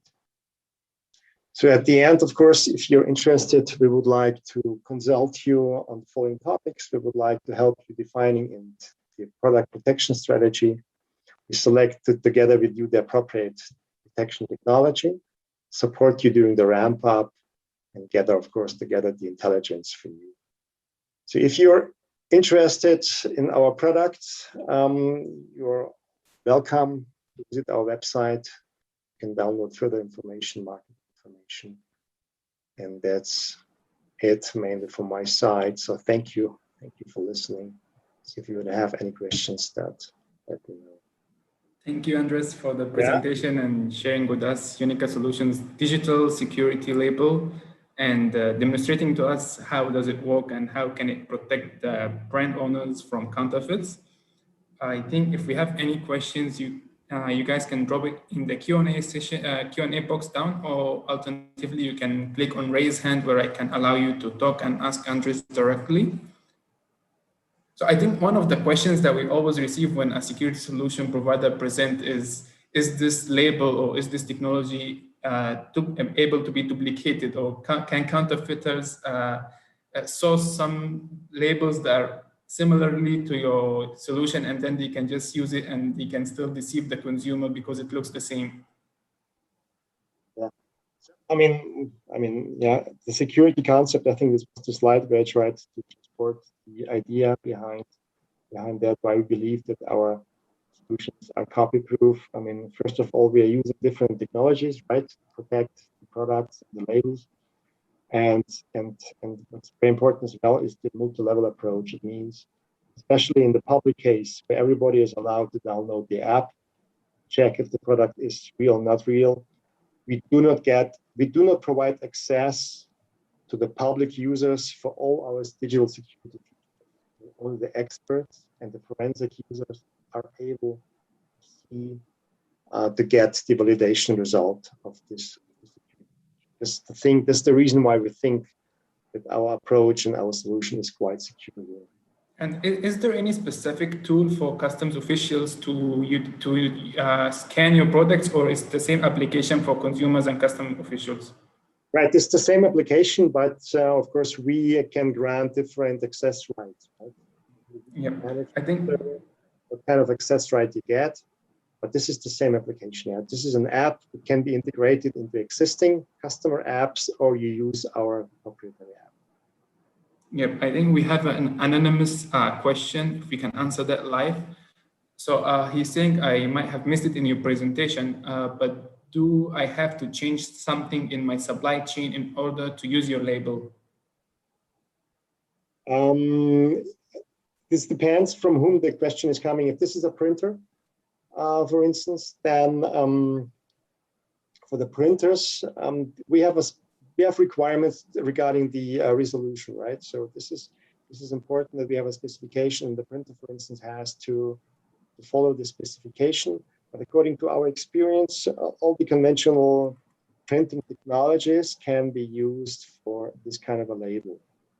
And yeah, I hope this is maybe the answer to the question. But if it's not concrete enough, then I ask the anonymous person in touch with me and we can you can directly get in touch with Andres, or alternatively you can get in touch with me to introduce you to Andres. I'm happy to do so. Right. So if you're having any more questions, you guys can drop it in the Q&A box. If not, then I think, Andres, thank you so much for the presentation and sharing with us the digital security label for Unica Solutions.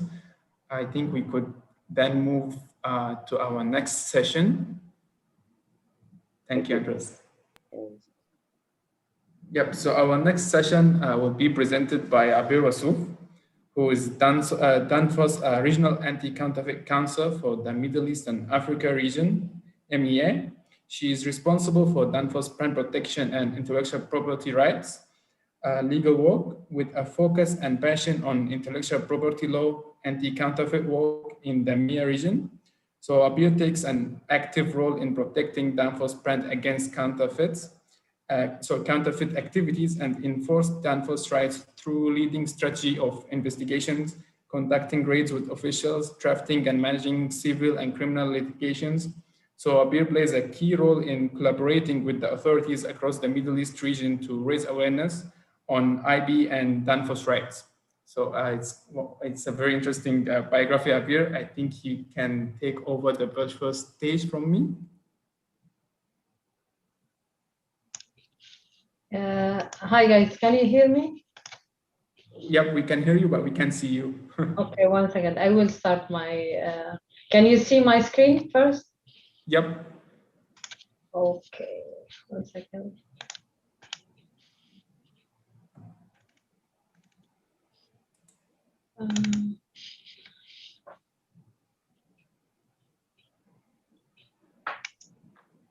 Can you see me now? Yep, we can see you.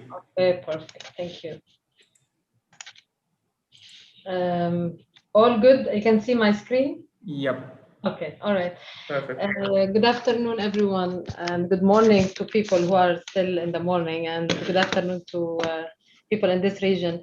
My name is Abir Wassouf. I am the Regional Anti-Counterfeit Counsel for Danfoss in the Middle East, Africa, Turkey, and Pakistan. Recently, I was assigned these 2 countries. Today, I'm gonna speak about. First of all, I'm gonna give you a brief about Danfoss, because Danfoss is not an end consumer brand, so a lot of people don't know Danfoss. Danfoss is we are 28,000 employees worldwide. We are mainly in engineering. We have segment inside Danfoss. We have cooling, heating, power solutions, and drives. I am in the cooling segment, where the counterfeit parts are affected. The cooling segment, we have 2 types of business. OEM, we give Carrier, all these big companies, the parts for AC, cold rooms, and all this equipment. And the other one is the distribution in the market. So today I'm gonna speak about the Middle East and Africa region. As you know, this is I just put a map for the countries, and I highlighted few of the countries I work in. I would like to speak first about the brand protection strategies in general, and how we set these strategies to be in line with the business needs and business growth. I strongly believe that brand protection department or IP department is a profitable department. I always give presentation and speech about how to transform the IP department from a cost center to a profitable center, and to contribute to the business growth. First of all, I always sit with the stakeholders in my region, and we put a strategy together where they want to grow, which countries they would like to grow and do more business, and increase our market share. And then I put the strategy, and I see what we can do, what we cannot do. Of course, I educate the stakeholders and to meet their expectations.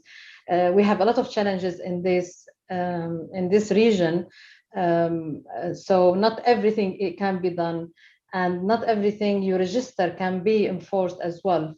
So I put a strategy where we can invest and we can put money and how much we put money for each countries. So some of the countries, even if you have trademark registration or any of the IP registrations, the enforcement authority are very reluctant to take action. So it needs a lot of strategy where we can do lobbying, we can create a good relationship with the authorities and support them and create a platform for our enforcement, create a platform for our enforcement. So it comes after that, of course, the products, priority products. Priority products is very, very important because you, at the end of the day, you want to clean the market where products are important for the business, and it will get more benefit when you clean the market. And in Danfoss, we care a lot about safety. Our products are high, they have high safety risk if they are counterfeit. So in Danfoss, we have zero tolerance with the counterfeit. And so we treat all our products as high priority. And we invest and we don't tolerate any counterfeit problem. And we take action even with small quantities of counterfeit. IP registration, where to register and how to enforce. For example, a lot of countries where you have the right and you have the registration, and as I said, the authorities are very reluctant to take action. Or sometimes, unfortunately, sometimes you work on, you know that enforcement exists, but at the same time, you work on cases and these cases fail sometimes because of leakage of information, or a lot of other challenges where we cannot sit back and say we cannot do anything. I strongly believe that we, in the work of anti-counterfeit, we shouldn't give up. We should always be innovative and creative in finding solutions. And I think the key is to know the culture and to know how to reach your goal in a very compliance environment, and this comes with knowing the culture and knowing how to, tackle the challenges. The game changer in the MEA region is the partnership between the right holders and the law enforcement authorities. Of course, this partnership between the right holders and the law enforcement authority, it comes a lot of things. First of all is the training, and support them and educate them about the brand, educate them about what can be done, what cannot be done, and educate them about as well our products and how to differentiate between counterfeit and genuine, educate them about IP law in certain countries, like everything, support them in any and every level. And I agree with Darcy that bringing the media to our actions had in this region played a huge role, because when you highlight with the media and highlight how much the law enforcement authority are doing and how much they are protecting the society and the community, bring really huge awareness to the work we are doing and to the law enforcement authorities. And this is one of the strategies I have used in the region, in the whole region actually, and it came with a very with an excellent results. I will move to awareness. I am someone who's crazy enough to believe that awareness and educating the society about IP should start from school. So I believe that consumers play a huge role in the game, but unfortunately in the Middle East and Africa, awareness is we don't have enough awareness about IP and about the danger of counterfeit products. So I strongly believe that we can create awareness program for schools and at early age where kids will know what to do and what not to do, and the danger of these counterfeit on the society, on the economy, on the organized crime, and how much the IP crime is connected with other illegal and other crime, organized crime. So awareness comes as well, as I said, to the society, where we can educate our kids, our young generation, do a lot of awareness campaigns. We do here in UAE a lot of awareness campaign with Dubai police mainly and other authorities, where campaign for the public. And as well, as I said, the law enforcement authority, the awareness of the law enforcement authorities is as well very important, and comes, as I said, with training, basically with partnership with them. Lobbying. I strongly believe that lobbying is part of our job, and it's very, very, very important part. Because I find out that in this region, governments and law enforcement authorities, they are open to speak about challenges and share the best experience, best practice experience in other jurisdictions. And I have personally did a lot of presentations to decision makers in the law enforcement authorities, and I have found very positive feedback as well, because at the end of the day, all of us, we have the same goal, to fight counterfeit and to clean the market, increase the economy, and protect our children and our families and our society and the community. So lobbying, I have done a lot of lobbying in different countries in Africa and Middle East and in the GCC and Gulf. And I found, lobbying is a long road. It's not, you cannot lobby today and expect the results tomorrow. But we have done a lot of lobbying where it was successful. One of the things one of the very important aspect to lobbying is one more than like a group of brand owners come together and service provider come together and lobby together with the government. So I am a board member in the brand protection group, which is in GCC, and we lobby together. We discuss the challenges we have with the authorities in the region, and we go as one group and suggest solutions, offer support, and and work with the law enforcement authorities with them to overcome these challenges. And in most of the cases, they really appreciate that, and they appreciate the support, they appreciate the efforts. Of course, it takes time, because decision making doesn't happen overnight. So we are very patient, we are very structured, and we work on a strategy.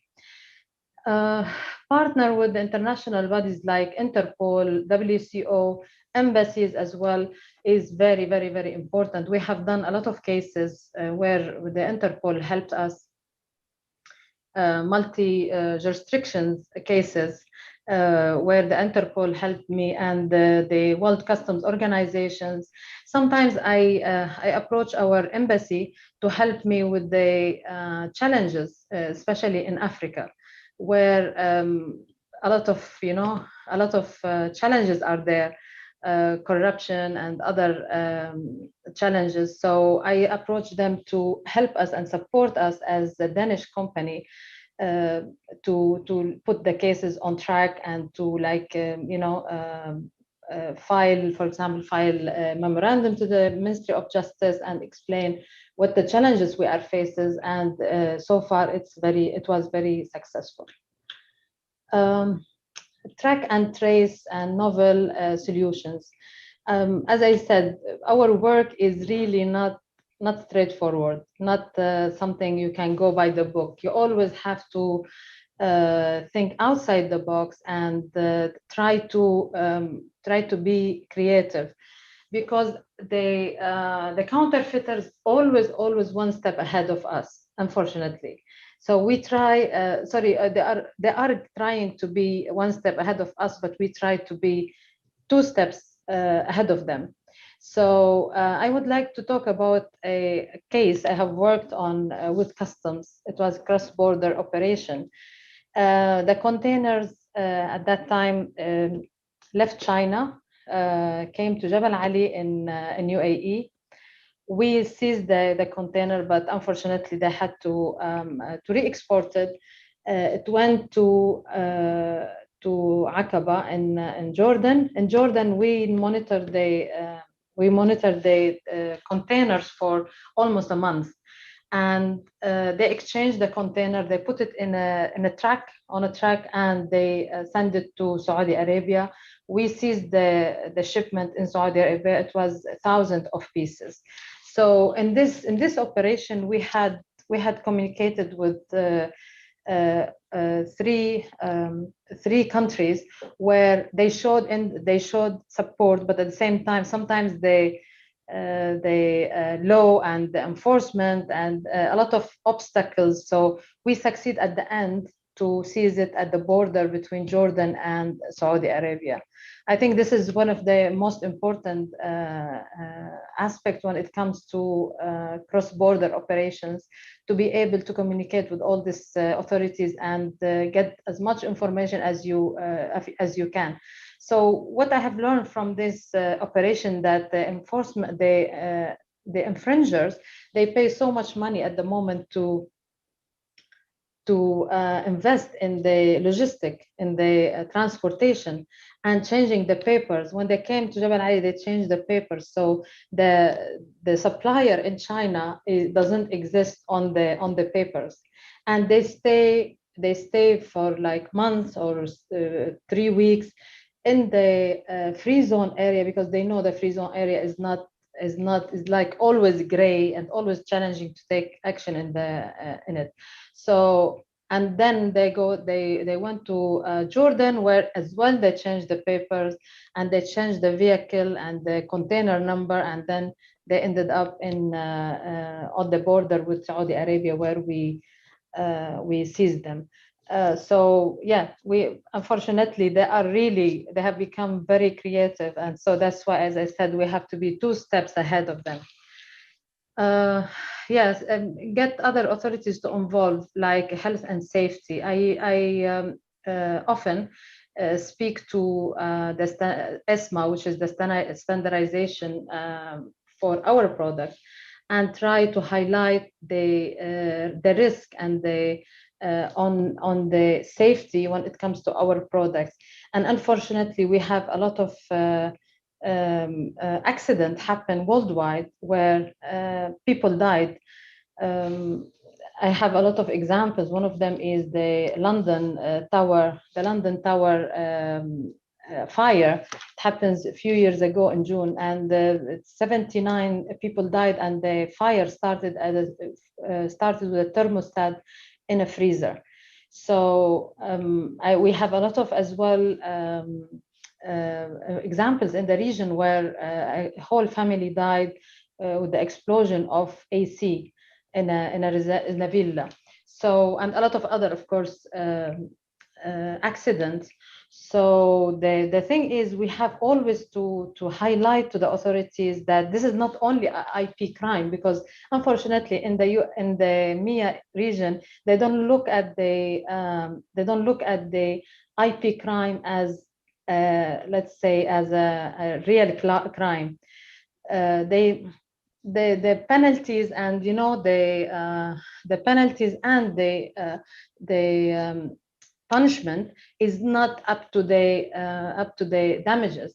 But when you highlight the safety aspect of the products and how much they are dangerous, the judge would issue a judgment where there is jail and there is deportation, ban from the country. So this is what we always try to do. And we did a lot of cases. I did a lot of cases in UAE where we had a lot of imprisonment, and people actually went to jail even after they appealed.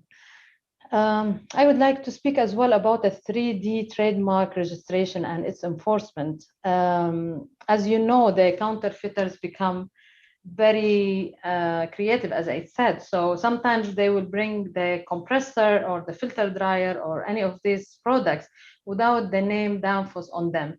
So previously we were not able to take action because this is purely the shape of our products. So we succeeded 2 years ago to register our products as 3D in UAE.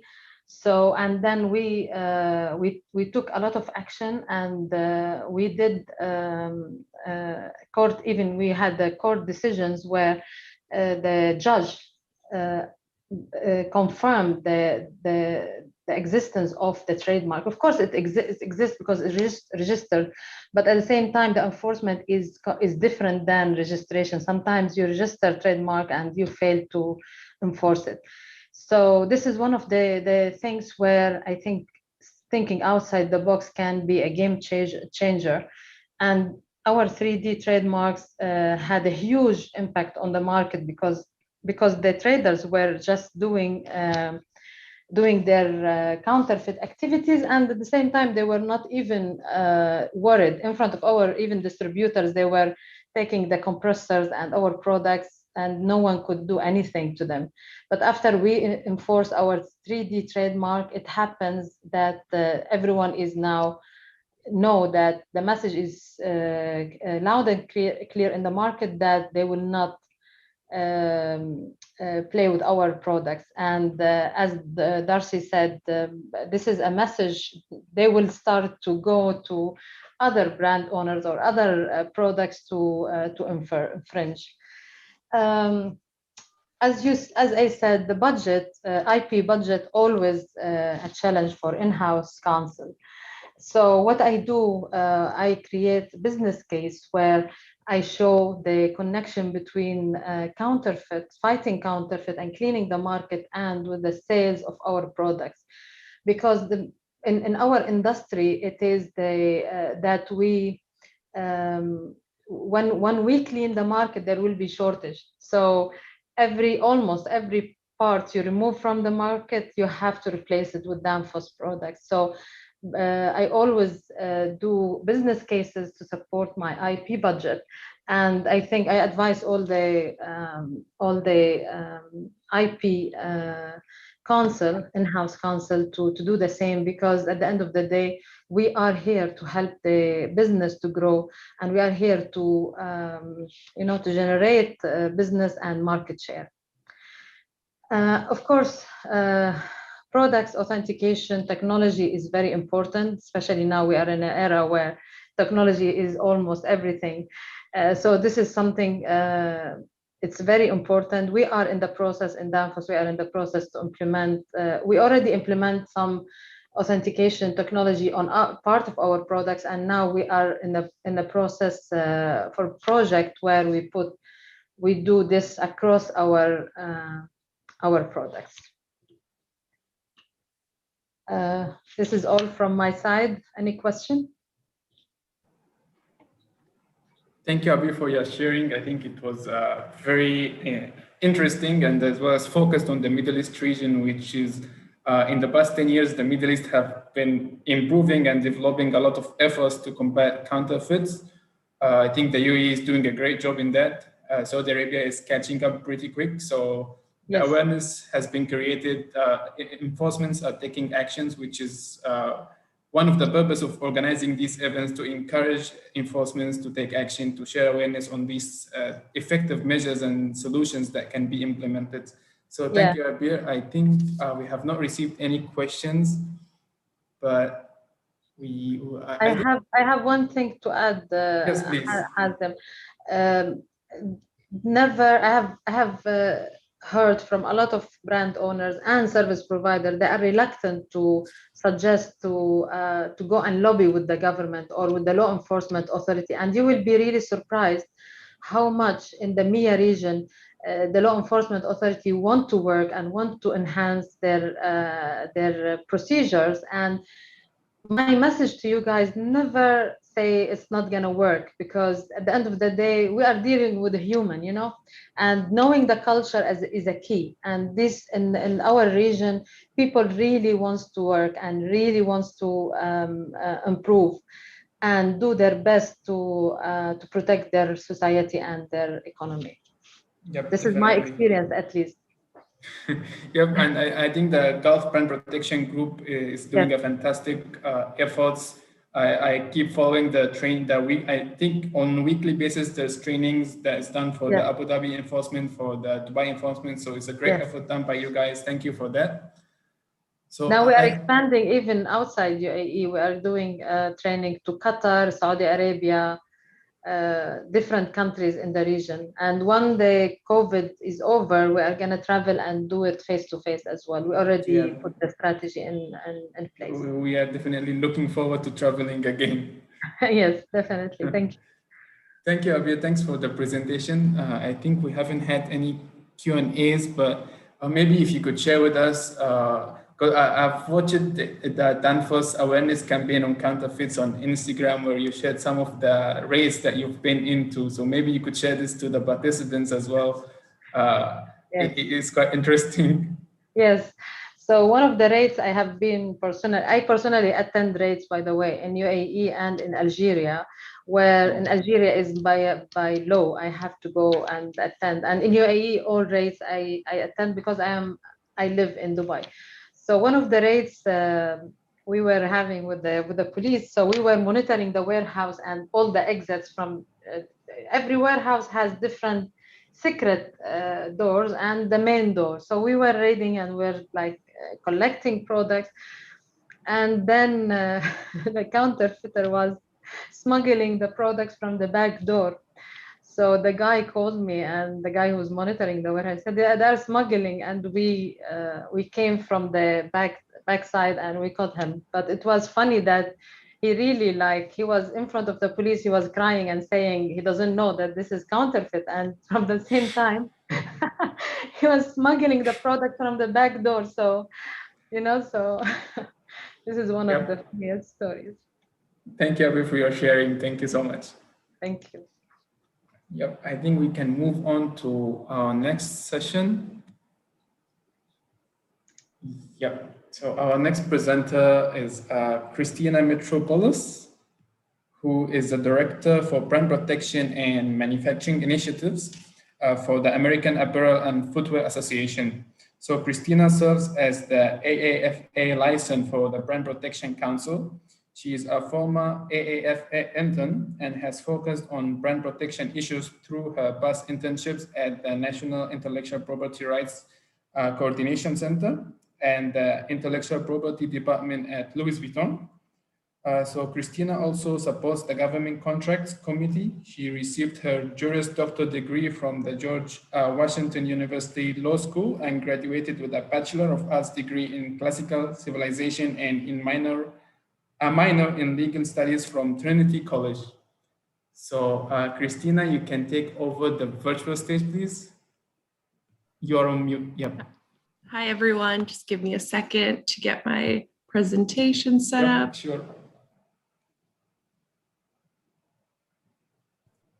Okay, can everyone see this? Yep, perfect.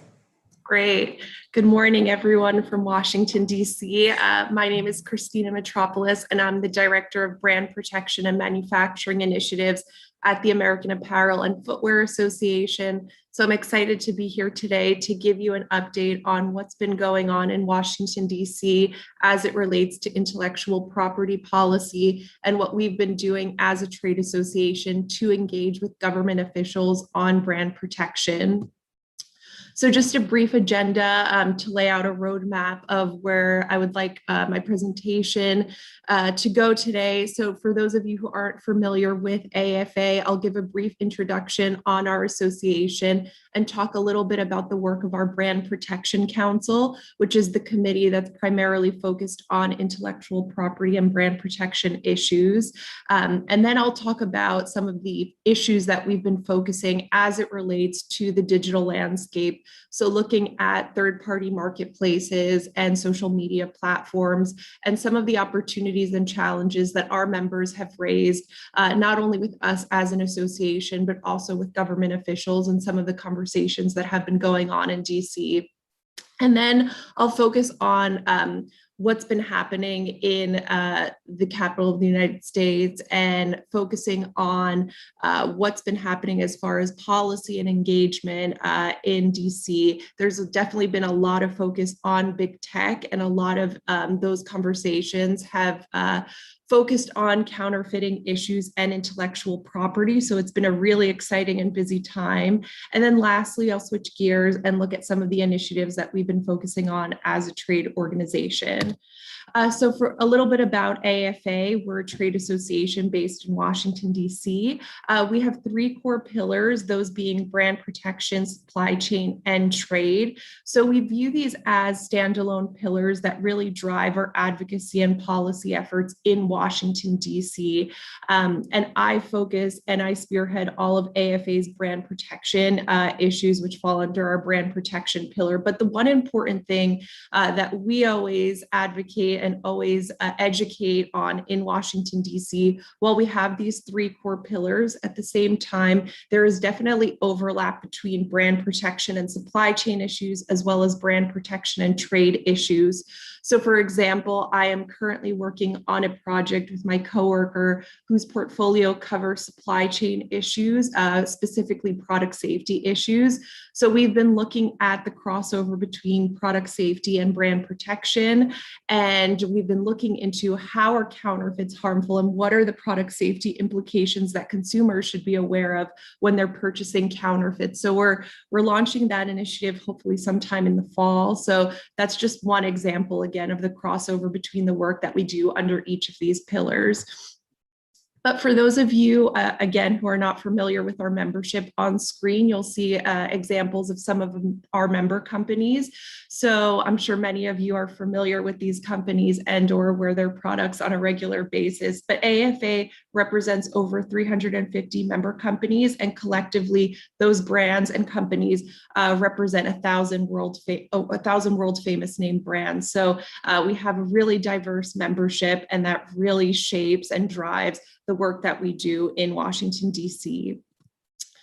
So as liaison to our Brand Protection Council, obviously, as the name of this committee suggests, we focus on brand protection and intellectual property issues. So over the last couple of years and over the course of the time that I've been at AFA, a lot of the work of this committee has really focused on what's been happening online, specifically on third-party marketplaces, e-commerce platforms, and now we've seen, a lot of activity gravitating towards social media platforms. So what's great about this committee is that we have over 380 individual members that participate on this committee. So we have a really diverse range of members who participate on the Brand Protection Council. And as you see on the screen, those members come from brands, law firms, vendors, retailers, and suppliers. So it's great because we have a lot of interesting perspectives that contribute to a lot of the work that we do for this committee. And you have a lot of members that are able to share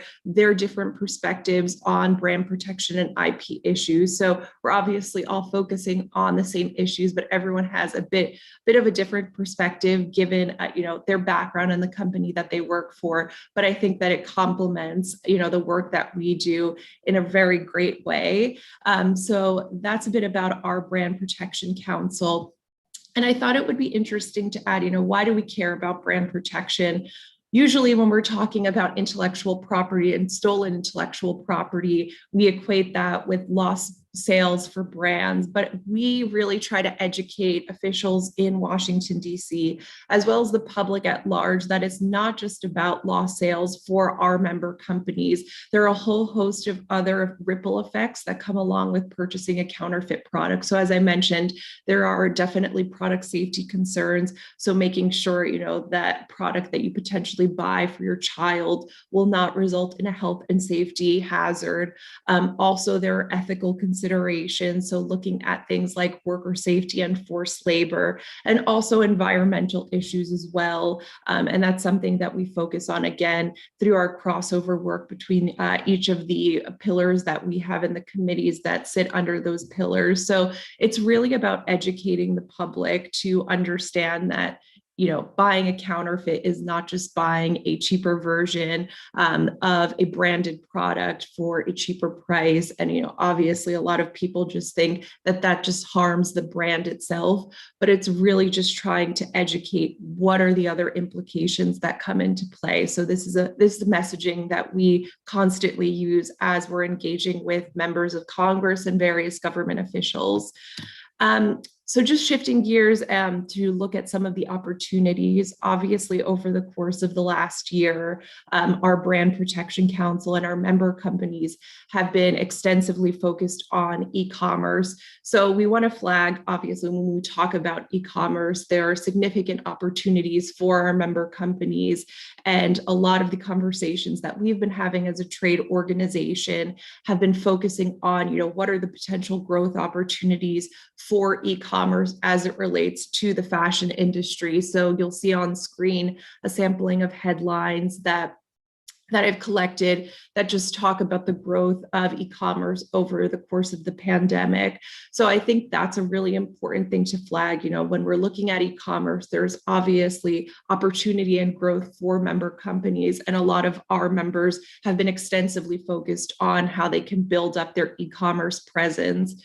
But at the same time, you know, from a brand protection perspective, when we're looking at these issues, there are significant challenges. And as we've seen this digital acceleration over the course of the pandemic, that has also led to, you know, a surge of fake products online. And so as we've seen, you know, more and more consumers who stayed at home over the course of the last year and might not have done their shopping online previously, they then turned to e-commerce and could potentially have encountered a counterfeit product as they were shopping on marketplaces that they consider trusted marketplaces. So I think it's really important to show this, you know, dichotomy of there are opportunities when it comes to the digital landscape, but as, you know, a trade organization, we have to focus and, you know, amplify the messaging on the challenges that come along with the opportunities, most specifically the brand protection concerns.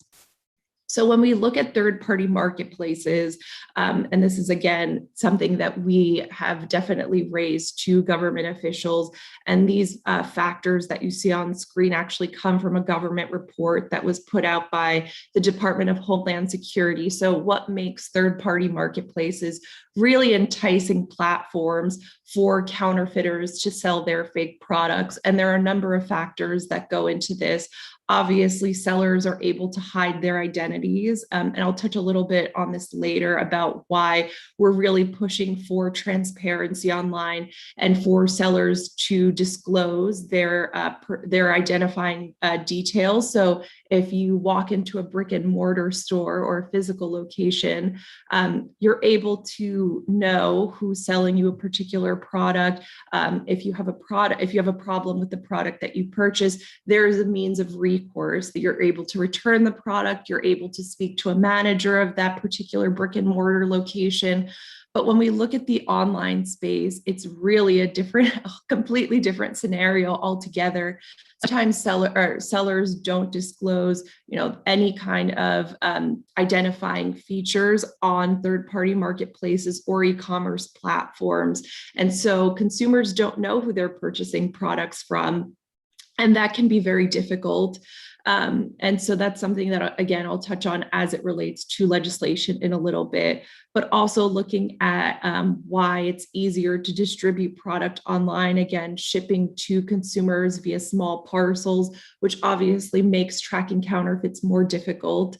But then also looking at the cross-border issues that come into play. And again, this relates to the work being done by Customs and Border Protection. It's really difficult when we're looking at trying to enforce against sellers, and our member companies are looking to take action against sellers who are located in foreign jurisdictions, especially those jurisdictions that don't have strong IP protections.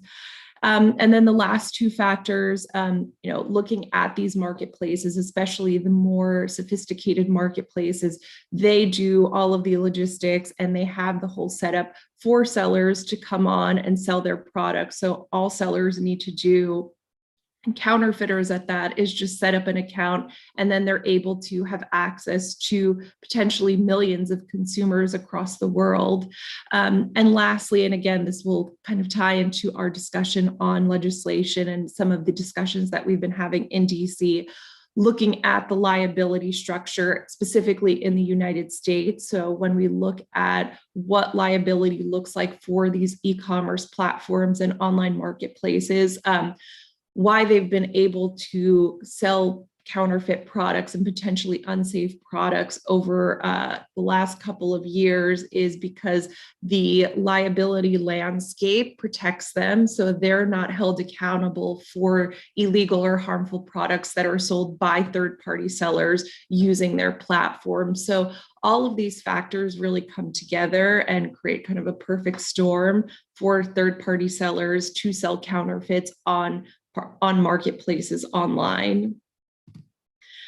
So what we've been focused on, and a lot of what the work of the Brand Protection Council has been focused on over, I would say, the last year especially, has been social commerce. So looking at this new crossover between social media platforms and e-commerce. And over the course, I would say, especially the last year, we've seen a lot of the major social media platforms start to integrate more and more commercial features to enable shoppable content for their users. So social media was something that our member companies, and especially the members of our Brand Protection Council, they were definitely focusing on social media, couple of years back, but I think now that we've seen a lot more happening and a lot more platforms start to integrate social media and commercial features, obviously this is a pause for concern for us as an organization and obviously as the Brand Protection Council. So again, wanted to flag, there are clearly a lot of opportunities when it comes to social commerce. One of those being, I think, that our member companies now have access to consumers again across the globe in new and exciting ways. Social shopping has a lot of interesting and really interactive features. So that's really enticing from a marketing and brand perspective. So I think we'll see this explosion, especially over the next year or two. I think we're going to see this explosion of shoppable content as more and more social media platforms are integrating shoppable content and users are looking to social media platforms to purchase products that they might not previously have done. So again, just to show you some examples, and we've seen platforms like TikTok explode in popularity. Shopify is partnering with TikTok. So what does that mean, as far as advertisements on platforms and making those advertisements shoppable? Instagram has also launched a number of features and a number of new different functionalities over the course of the last year. So there is definitely a lot of opportunity for brands to reach more consumers and to sell their products in new ways. But again, at the same time, there are challenges when it comes to social commerce. So one challenge that I'd like to flag for you all today is fraudulent advertising. So this is not really a new challenge, but I think we've seen an explosion of the number of fraudulent advertisements being offered to consumers online. So when you have consumers that are looking on social media platforms to purchase products and they see an advertisement which they think is connected to a legitimate brand pop up in their feed, they might think that the ad is, again, in some way connected to the brand because it looks so enticing. The image looks like it came directly from the brand. They don't really, especially some of these consumers and users of social media platforms, they don't have the knowledge and the tools to discern that these ads are actually fraudulent in nature. So what we did to educate consumers on this issue we partnered with the Transnational Alliance to Combat Illicit Trade, or TRACE IT, and last year we published a report. So that report looked at this issue of fraudulent advertising, and we included examples from 70 major international brands, and looking at the fraudulent advertisements that those brands found in the course of their online enforcement work. And it was really astounding to see that some of these fraudulent ads on major social media platforms were receiving up to 250,000 views before they were detected.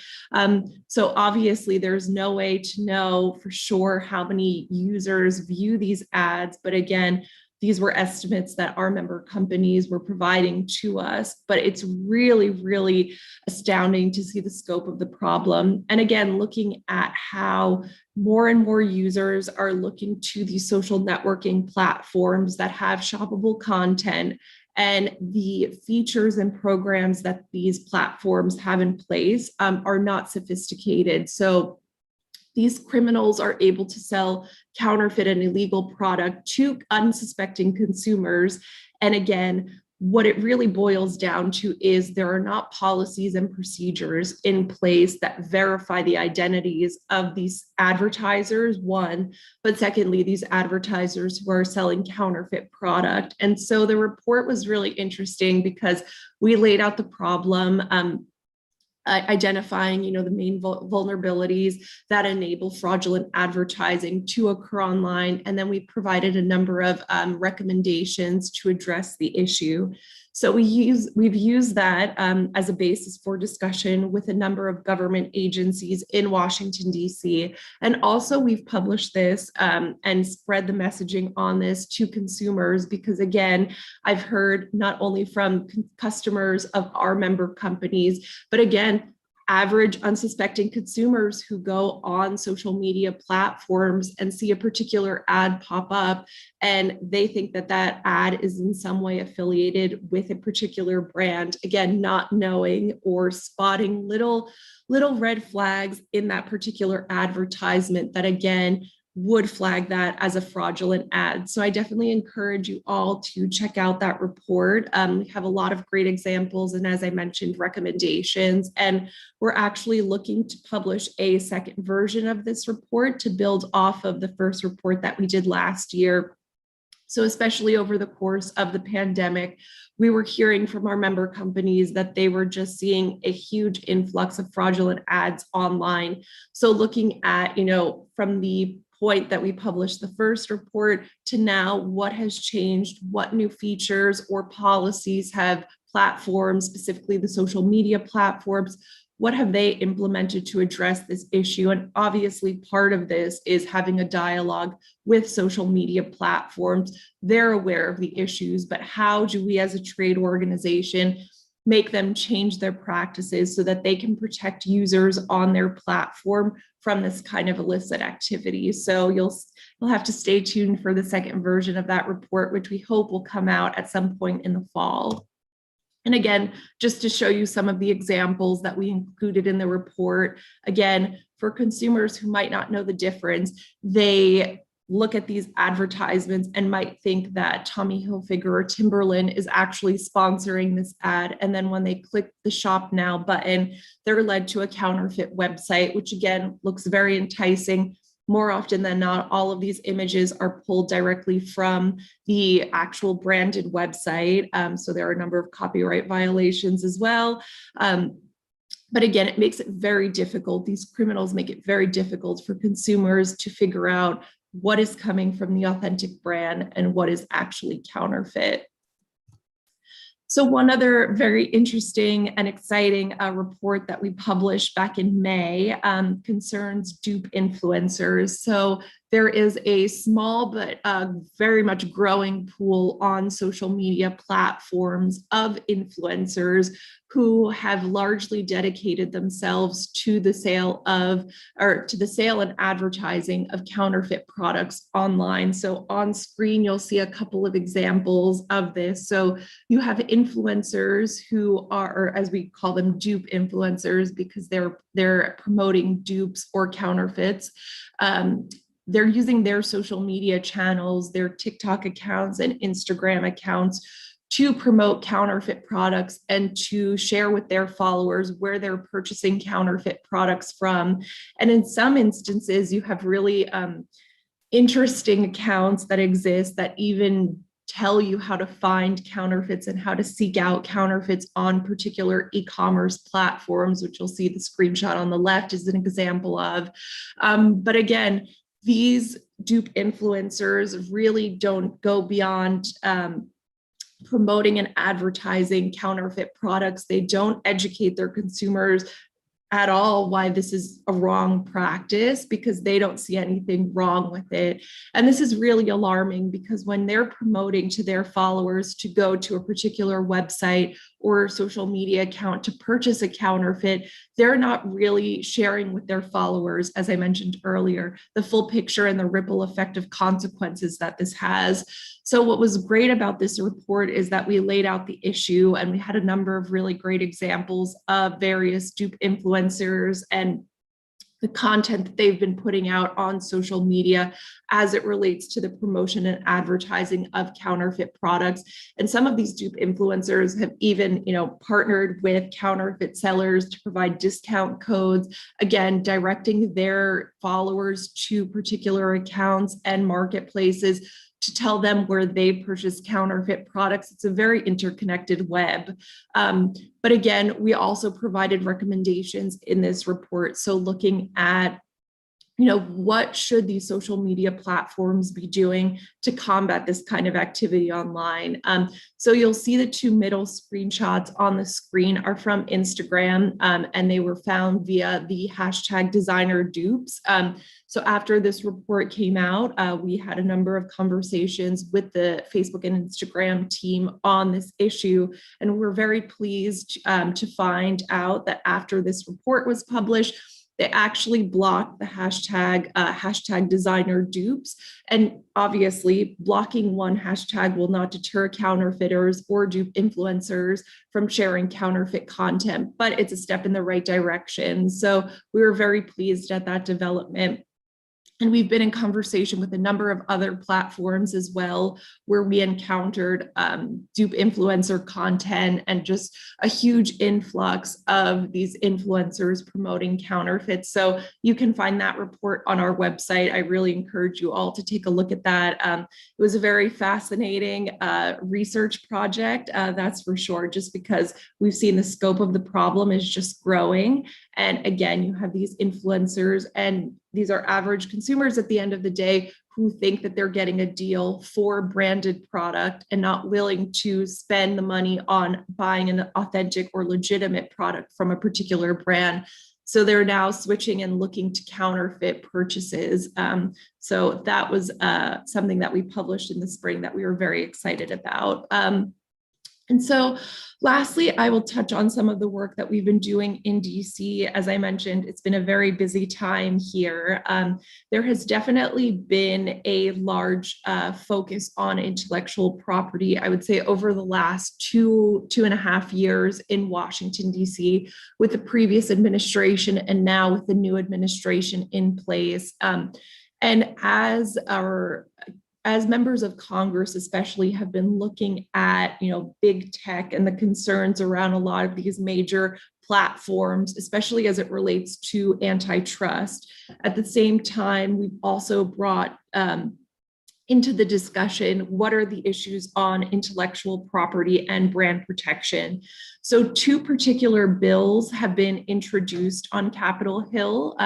So those being the Shop Safe Act and the Informed Consumers Act. So without getting into too much detail on a very surface level, the Shop Safe Act is looking to establish liability, and that goes back to the limited liability that I flagged earlier as being one of the factors that contributes to why online third-party marketplaces are such ripe platforms for counterfeiting activity. So when we look at why liability has not worked and how accountability does not exist, This particular bill is looking to establish liability for platforms.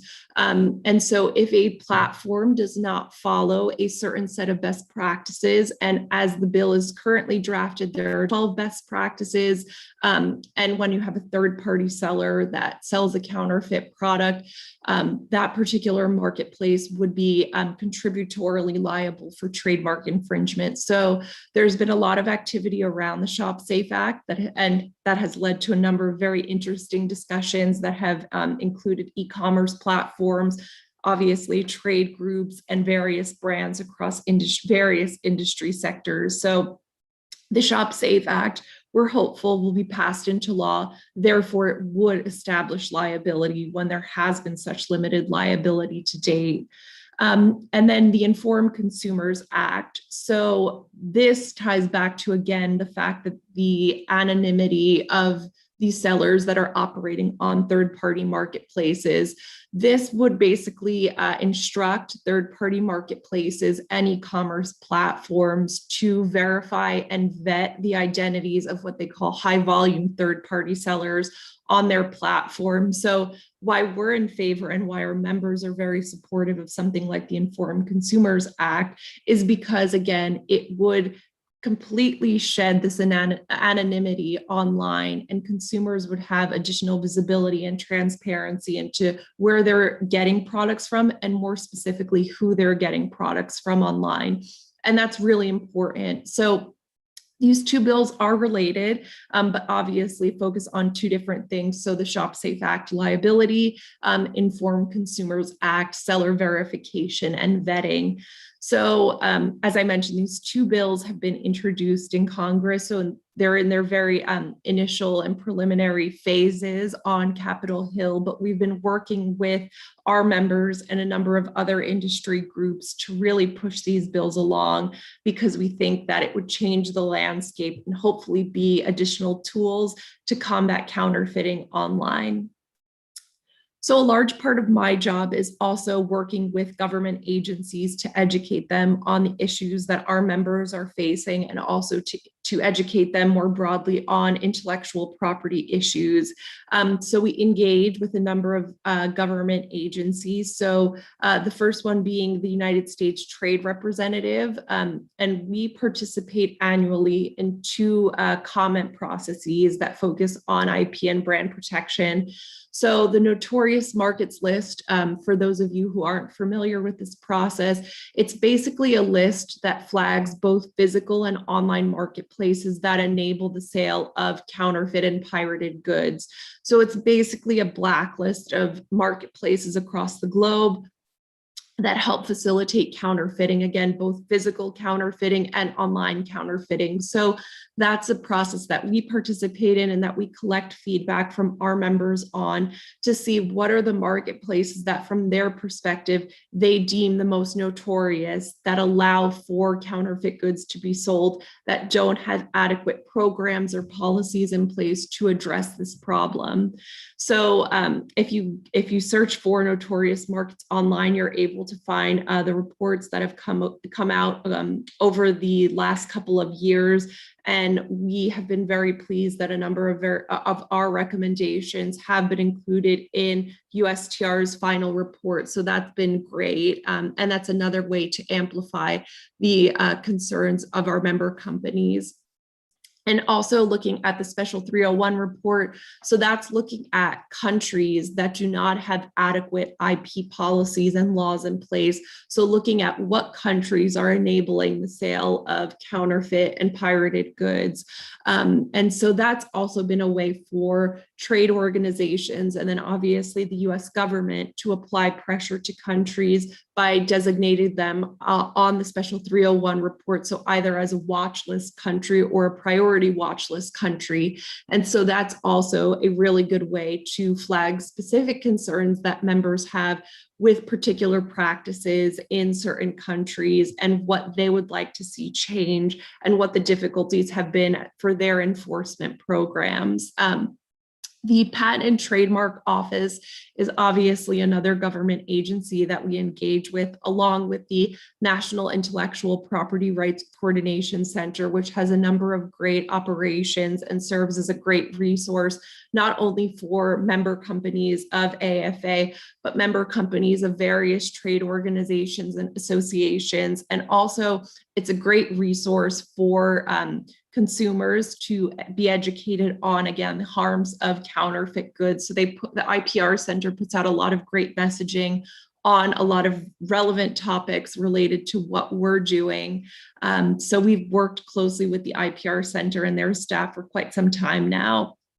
And then also looking to the industry engagement, we partner routinely and quite frequently with a number of other trade associations. So while we don't have overlap in membership, our respective members are obviously dealing with the same kinds of issues. So the Buy Safe America Coalition, which you see on the screen, we've partnered with a number of different brands and groups that are part of the Buy Safe America Coalition to partner on how do we educate and support law enforcement and government officials to protect consumers. And this group has largely been focused on pushing for the Informed Consumers Act, which I mentioned earlier, and how do we drive support for that bill, but also educate consumers that they might not know who they're purchasing product from, and why is that such a concern, and why should they be concerned with these practices on third-party marketplaces. And we also have another informal IP coalition that's focused on pushing the Shop Safe Act forward and hopefully getting that to move through Congress. So really shows you there are a lot of different avenues of opportunity to engage. And I think what we've seen over the course of the last year especially is that there is an appetite in Washington, D.C. for legislation and also for engagement on intellectual property and brand protection issues. So just to wrap things up, some of the initiatives that we've been working on as a result of everything that we've been focusing on, we regularly have engagement with various e-commerce platforms and online marketplaces. So a large part of that dialogue is flagging concerns that our members have and issues, and then working with representatives at these platforms to address those issues or to shape change on their platforms. So as I spoke about earlier, social commerce has definitely been a huge area that we've been focusing on, and we even created an AFA social commerce working group, which we're very excited about.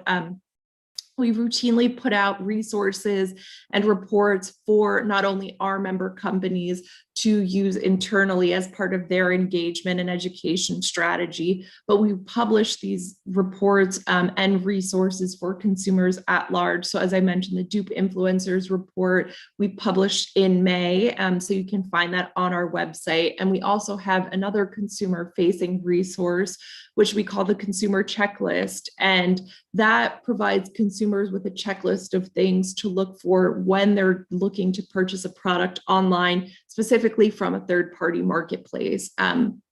So that's been really great to provide consumers with different tools and resources to help inform and educate them as they're shopping online. And lastly, we also provide education in the form of seminars. So we're actually hosting our second virtual brand protection seminar next week, which we're very excited about. And again, the focus of that seminar is on the risks and the opportunities as it relates to the digital landscape. So if you're interested in participating or joining that event, you can check out our website for more details. But just want to say thank you for having me today, and I'll pause here if there are any questions. Thank you, Christina, for sharing with us and keeping us updated with what's happening in the US. I think it was a very insightful presentation, and especially as a consumer myself, I can relate to so many ads that you have shared to us today with the too good to be true deals of buy this and get 3, 4, 5 free. So I think I'm sure everyone at least have seen 1 or 2 of these ads before, so consumers need to be aware of that. I think we have not received any questions. So if there's any, I think Muriel have raised her hand for a question. Muriel, if you have a question, you can unmute. Yep. Hi, thanks a lot. And hi, Christina. Very nice to meet you. In meeting you, it's actually very insightful, your presentation, and I'm really glad that you mentioned everything on the legislation. Sorry, my French accent. I see that social media is becoming now for the new generation. I'm still not 100%, let's say, but my kids will be, and it's quite scary when you think about it, that everything happens on social media. So unless I missed something in the presentation, is there any legislation that can stop directly when a social influencer start showing itself on the social media, a bag or whatever counterfeit product, can't they stop this directly? Because when you go on TikTok, you just type TikTok illicit trade on Google, the first thing that comes out is we work to ensure TikTok does not enable activity that violates, I'm reading, but laws or regulations. We prohibit the trade, sale, promotion of use certain regulated goods, promotion, facilitation of criminal activities. So is there any legislation that stops this from the beginning before it causes many troubles? Thank you. So there's not specific legislation related to influencers at the moment. But what we wanted to do with this report is raise this issue with government officials to show why it's such a problem, and hopefully that will get someone to act. But when we were looking at those two pieces of legislation that I mentioned, social media platforms are included in the definition of that, which we wanted to keep broad enough because we're seeing so much activity gravitate to social media. But what we've done specifically with the dupe influencers and the influencers that we included as part of that report, who are promoting and advertising counterfeit product.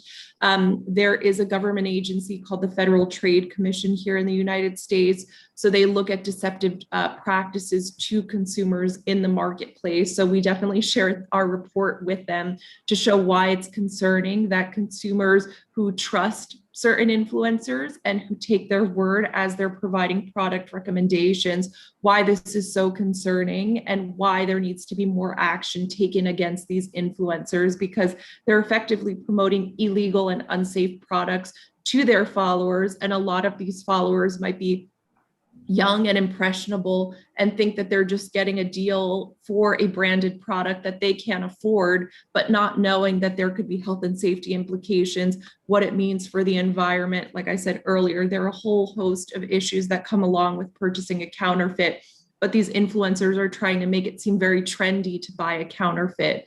But as of now, the responsibility exists. I mean, it really rests with the platforms to take action against these influencers and terminate their accounts. And like I said earlier, we've seen certain developments like Facebook blocking the hashtag, but at the same time, there are platforms that have not taken action against these influencers who have millions of followers and millions of likes, and they're still allowing their accounts to exist on the platform and for them to put out that kind of content. So but if now,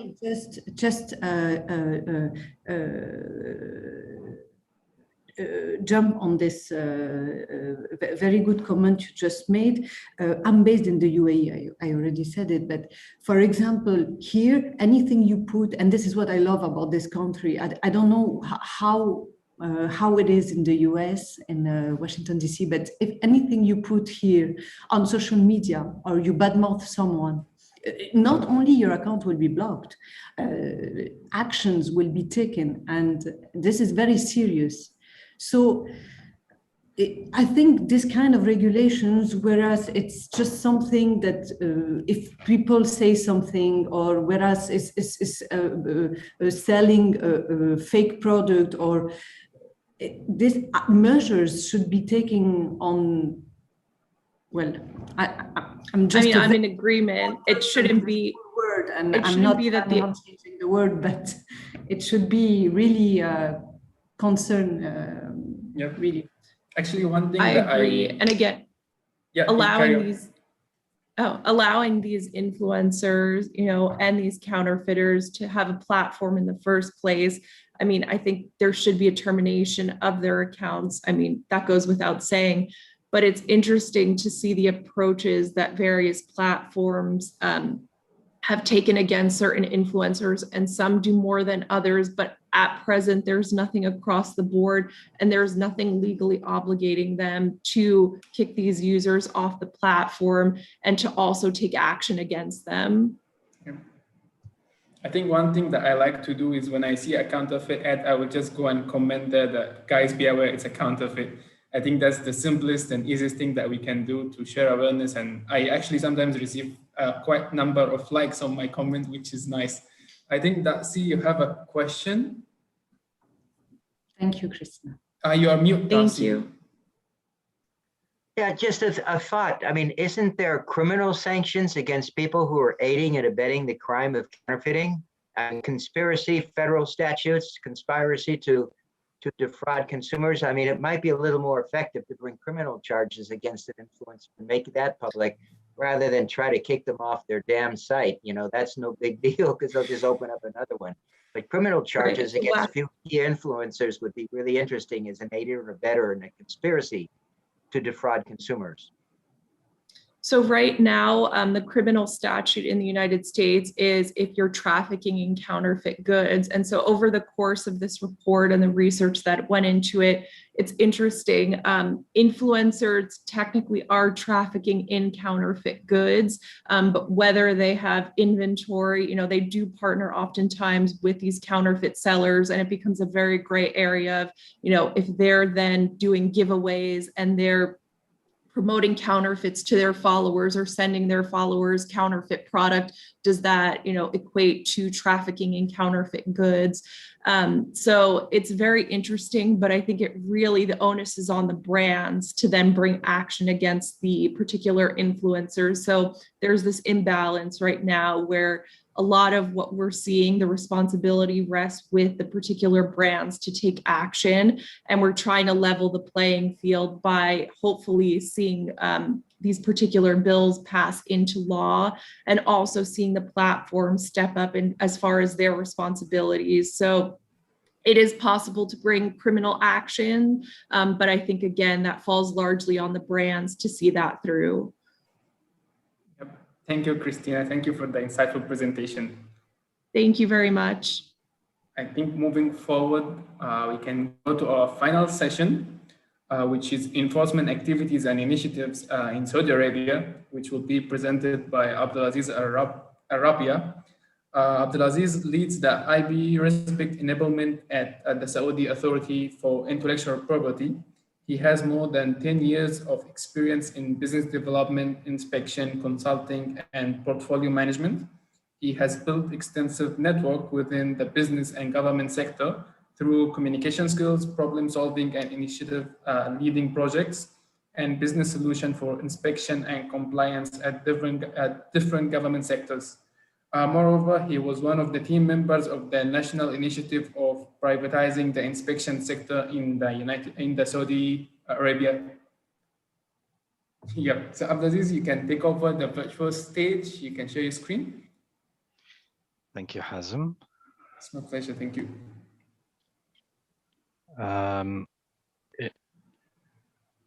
Is it showing? Yep, I can see. Okay, perfect. Thank you, Hazem. At the beginning, I would like to thank Hazem and his team who organized this exhibition. I would like to thank the panelists and everyone who has participated in this exhibition. My name is Abdulaziz Rabia. I'm the head of IP Respect Enablement Department at SAIP. And today I would like to present to you the Kingdom's latest activities and current initiatives in regard to enforcement of IPR in Saudi Arabia. So before SAIP establishment, the IP laws and regulation was divided, I would say, into three different entities. Copyright was under the Ministry of Media. Trademark was under the Ministry of Commerce, and patent and industrial design, and what follows, such as plant breeder and plant varieties, was with the King Abdulaziz City for Science and Technology, CAXT. Then in early 2018, SAIP has established and took these three competencies of these three laws under its umbrella. So I would like to talk about at the beginning SAIP, and then we will move on to the enforcement activities and initiatives.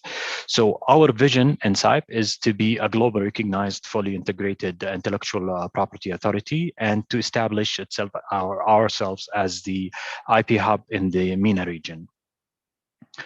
Our mission is to foster the competitiveness of the national economy, support the IP ecosystem in Saudi Arabia, as well as to contribute to establish SAIP as the IP hub for the MENA region. We are trying to reach our objective by, or our goal by 6 different strategic objectives.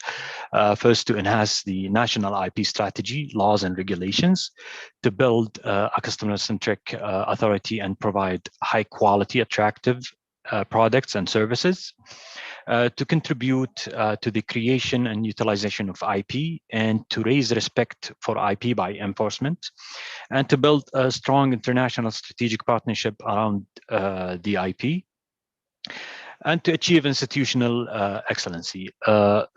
We aim to achieve the objectives through our 5 portfolios, which is the strategy, basic services, digital transformation, enabling of IP ecosystem, and IP respect.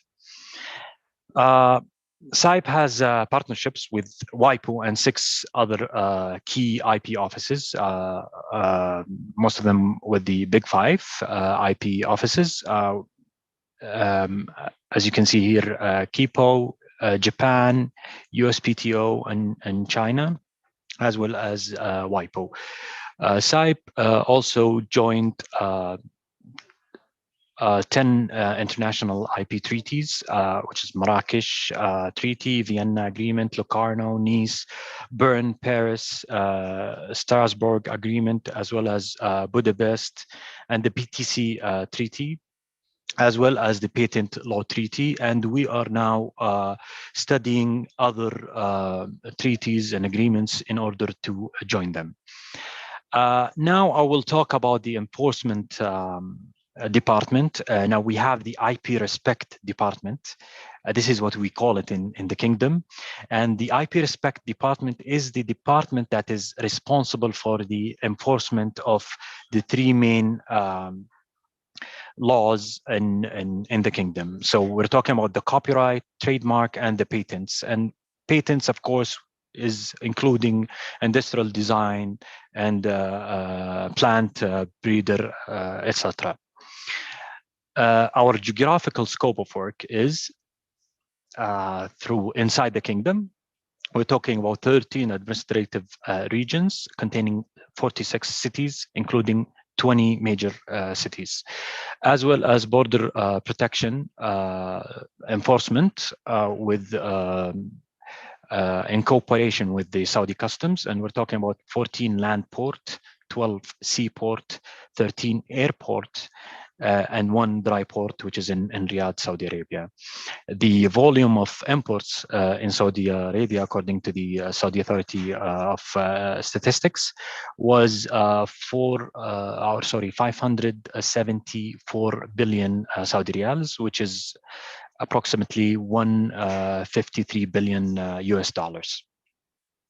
Our methodology in achieving our goals in the enforcement or the IP Respect Department is by communication. So communicating with the private sector as well as the public through awareness campaigns, etc., and to meet with the private sector to understand the challenges and the obstacles that they're facing in order to solve it, as well as by having strategic partnerships with other businesses in order to enforce IP enforcement, such as Google, Twitter, and other platforms.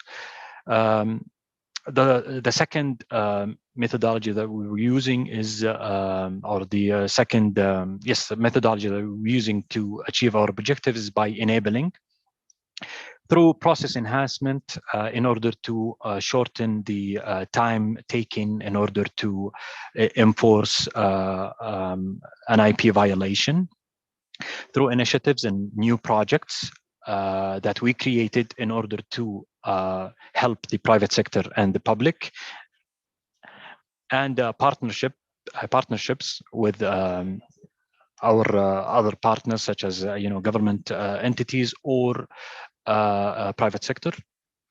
And the third methodology is the enforcement through field inspection and online inspection. Our numbers in 2020 and 2021, field inspections, we've done 315 retailer inspected, 441 mystery shopper, and I will go to the mystery shopper in the further slides. Awareness visits, we've done 294 awareness visits. Online inspection, we have visited 2,055 websites and blocked 512 that is or that are violating intellectual property in either trademark or copyright. We have currently in the copyright law, we have 532 cases in 2020 and 345 cases in 2021. Now, in regard to the trademark, we have last year we have more than 2,000 cases in the kingdom. The destruction that we've done is over 6 million items, and I will speak about that in our next slides. We have done several enforcement campaigns in the kingdom. The latest was this year in January 2021. And the way we plan the inspection is by determining the geographical coverage first, and then we target the sector. And then we do our mystery shopper. Then we plan, after the mystery shopper, we plan where we should go and how to group the members. And then we do the inspection campaign as well as the awareness visits. And then we take the results, analyze the results, come up with conclusion, and know exactly where the mistakes are and where the violations are. And then we try to come up with a new plan in regard to that. Our mystery shopper, we first gather the data by a field check and online check. We try to find the violations and the new trends of violations. And then we do workshops with the right holders in order to understand exactly where the violations are happening and how it's happening, and what the technology used to have these violations.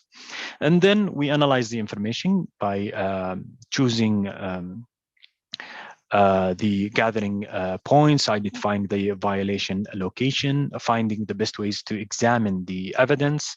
And then we plan and train the members of the campaign or the inspection campaign.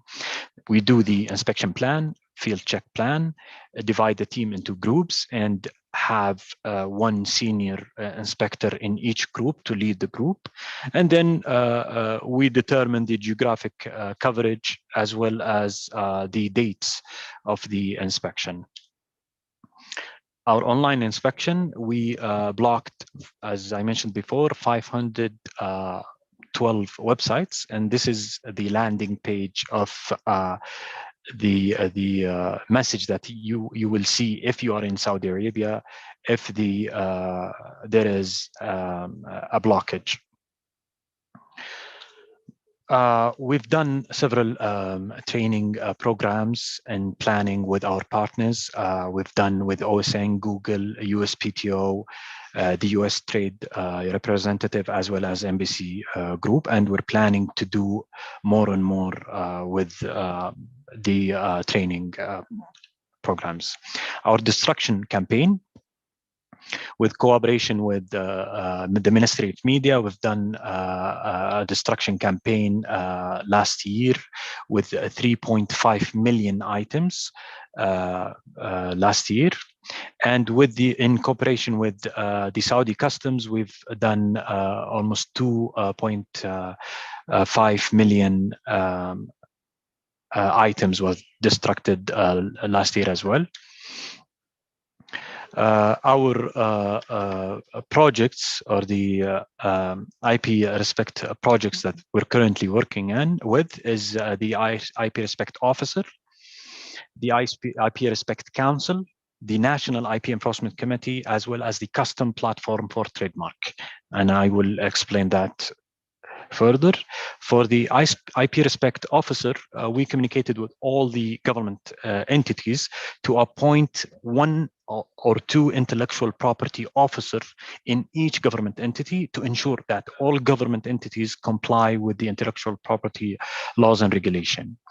And then we send to these IP Respect officers awareness messages, as well as to measure the baseline of the intellectual property compliance, and to help them to increase the awareness among the employees.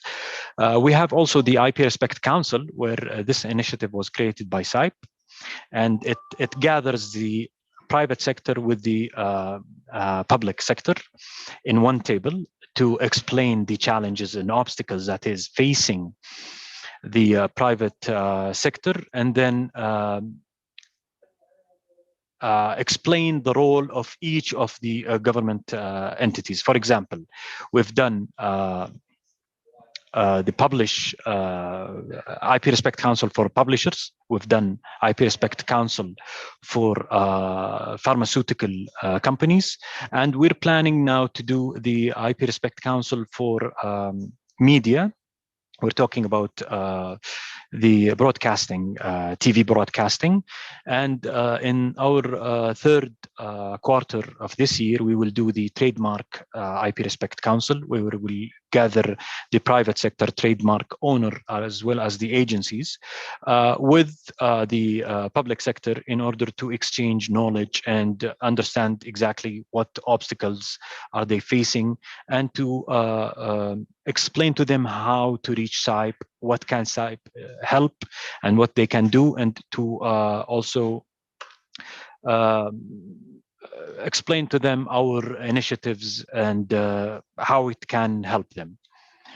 We also have the National IP Enforcement Committee, where we have more than 11 representative members from both government agencies and private sector. We have from the public prosecution, the Ministry of Interior, Ministry of Media, Ministry of Justice, Ministry of Commerce, Saudi Authority for Food and Drugs, Saudi Customs, and etc. We gather all in one committee in order to help the private sector as well as the public to eliminate the IPR violations that is happening in the kingdom, and to publish reports regarding the IPR in the kingdom. Now I'm going to talk about the custom platform. The custom platform, we will have a platform that gathers or bring the private sector brand owners as well as the government sector together under one platform. So each let's say importer who imports products that will be coming to the kingdom, we will inspect it. take photos of it, and then send it to the brand owner or the agency that is handling the IPR for the brand in order to inspect it and let us know if it is copied or infringing IPR or not. And then communicate with the private sector in order to eliminate this by sending risk triggers.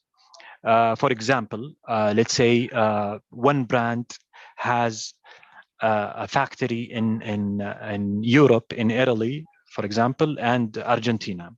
So any product that is using the same brand that comes from other countries other than Italy or Argentina will be stopped, inspected, and then communicated with the brand owner in order to give us or let us know if the brand is actually original or not. We have a reporting channel in order if, let's say, a brand owner knows that there is a shipment that is coming from country X to the kingdom, they can report this to us, saying that this shipment is containing fake products of our brand, and then we will stop it once it reaches the Saudi borders. It will be having a direct contact with the trademark owners. It will be integrated with other government entities in order to fasten and make the process easier for brand owners as well as the government sectors to help protecting the violations or the brand owners from violations and infringements. Our platform competence is trademark registration in the kingdom. So the inspector of the customs will have all the information about the brand, the owners and the representatives. They will have the information about the product. So the product owners will give us the product and the photos of the fake products in order to distinguish, for the custom inspector to distinguish between the original and the fake in order to send it to the brand owner. We have also risk triggers continuously updated by SAIP, by the Saudi customs, as well as the brand owner himself. We have analytical reports stating how many products have came either infringed or not infringed to the kingdom. We will know the size, the types of the reports. So it will be produced as reports to both the government sector as well as the private or the brand owner himself. So he can see it by himself. We will also have new patterns taken by infringement and infringers, and we will receive that through the analytical reports that we mentioned before. We will know how the infringer brought the products to the kingdom and what are the new trends that they're using in order to do that, either by the route of the shipment or through re-exporting, etc. We have risk lists.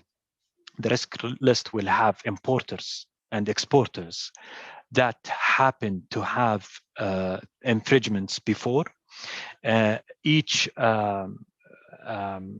incident that happened before will be documented in the system, and it will be a risk trigger for us in order to inspect every shipment that this exporter or importer have. And then there will be a rank where if this importer or exporter compliant to the IP laws and regulation, the score will be minimizing every year.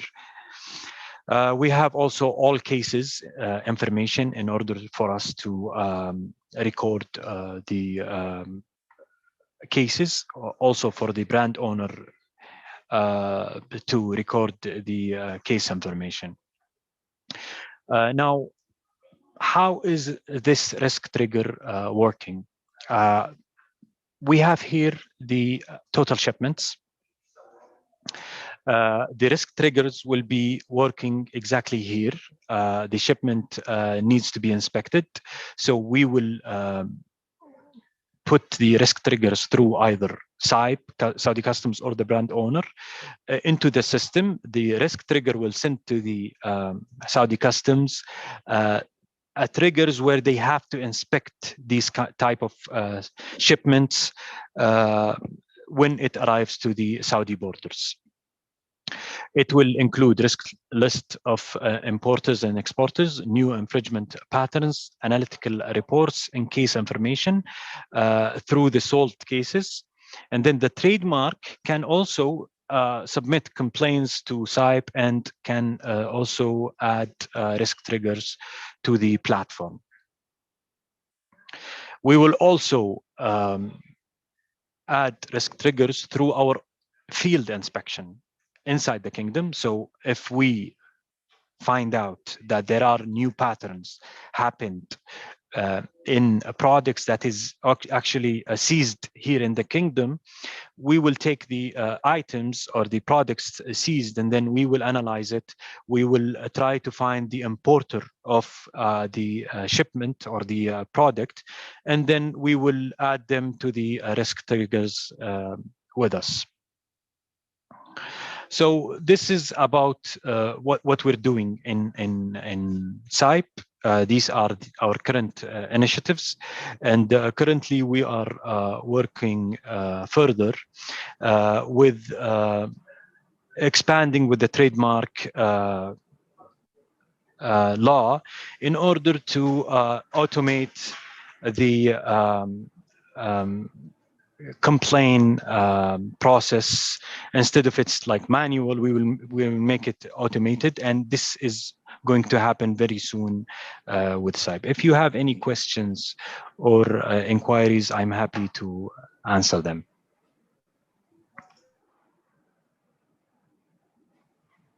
Thank you, Abdulaziz, for the very insightful presentation. I think the customs platform that you've shared with us is very interesting. It covers all aspects that all the presenters has been sharing today when it comes to collaboration and involving the private sector and the brand owner with the customs officials is very interesting. I think it's a very interesting presentation. I'm not sure if we have received any questions.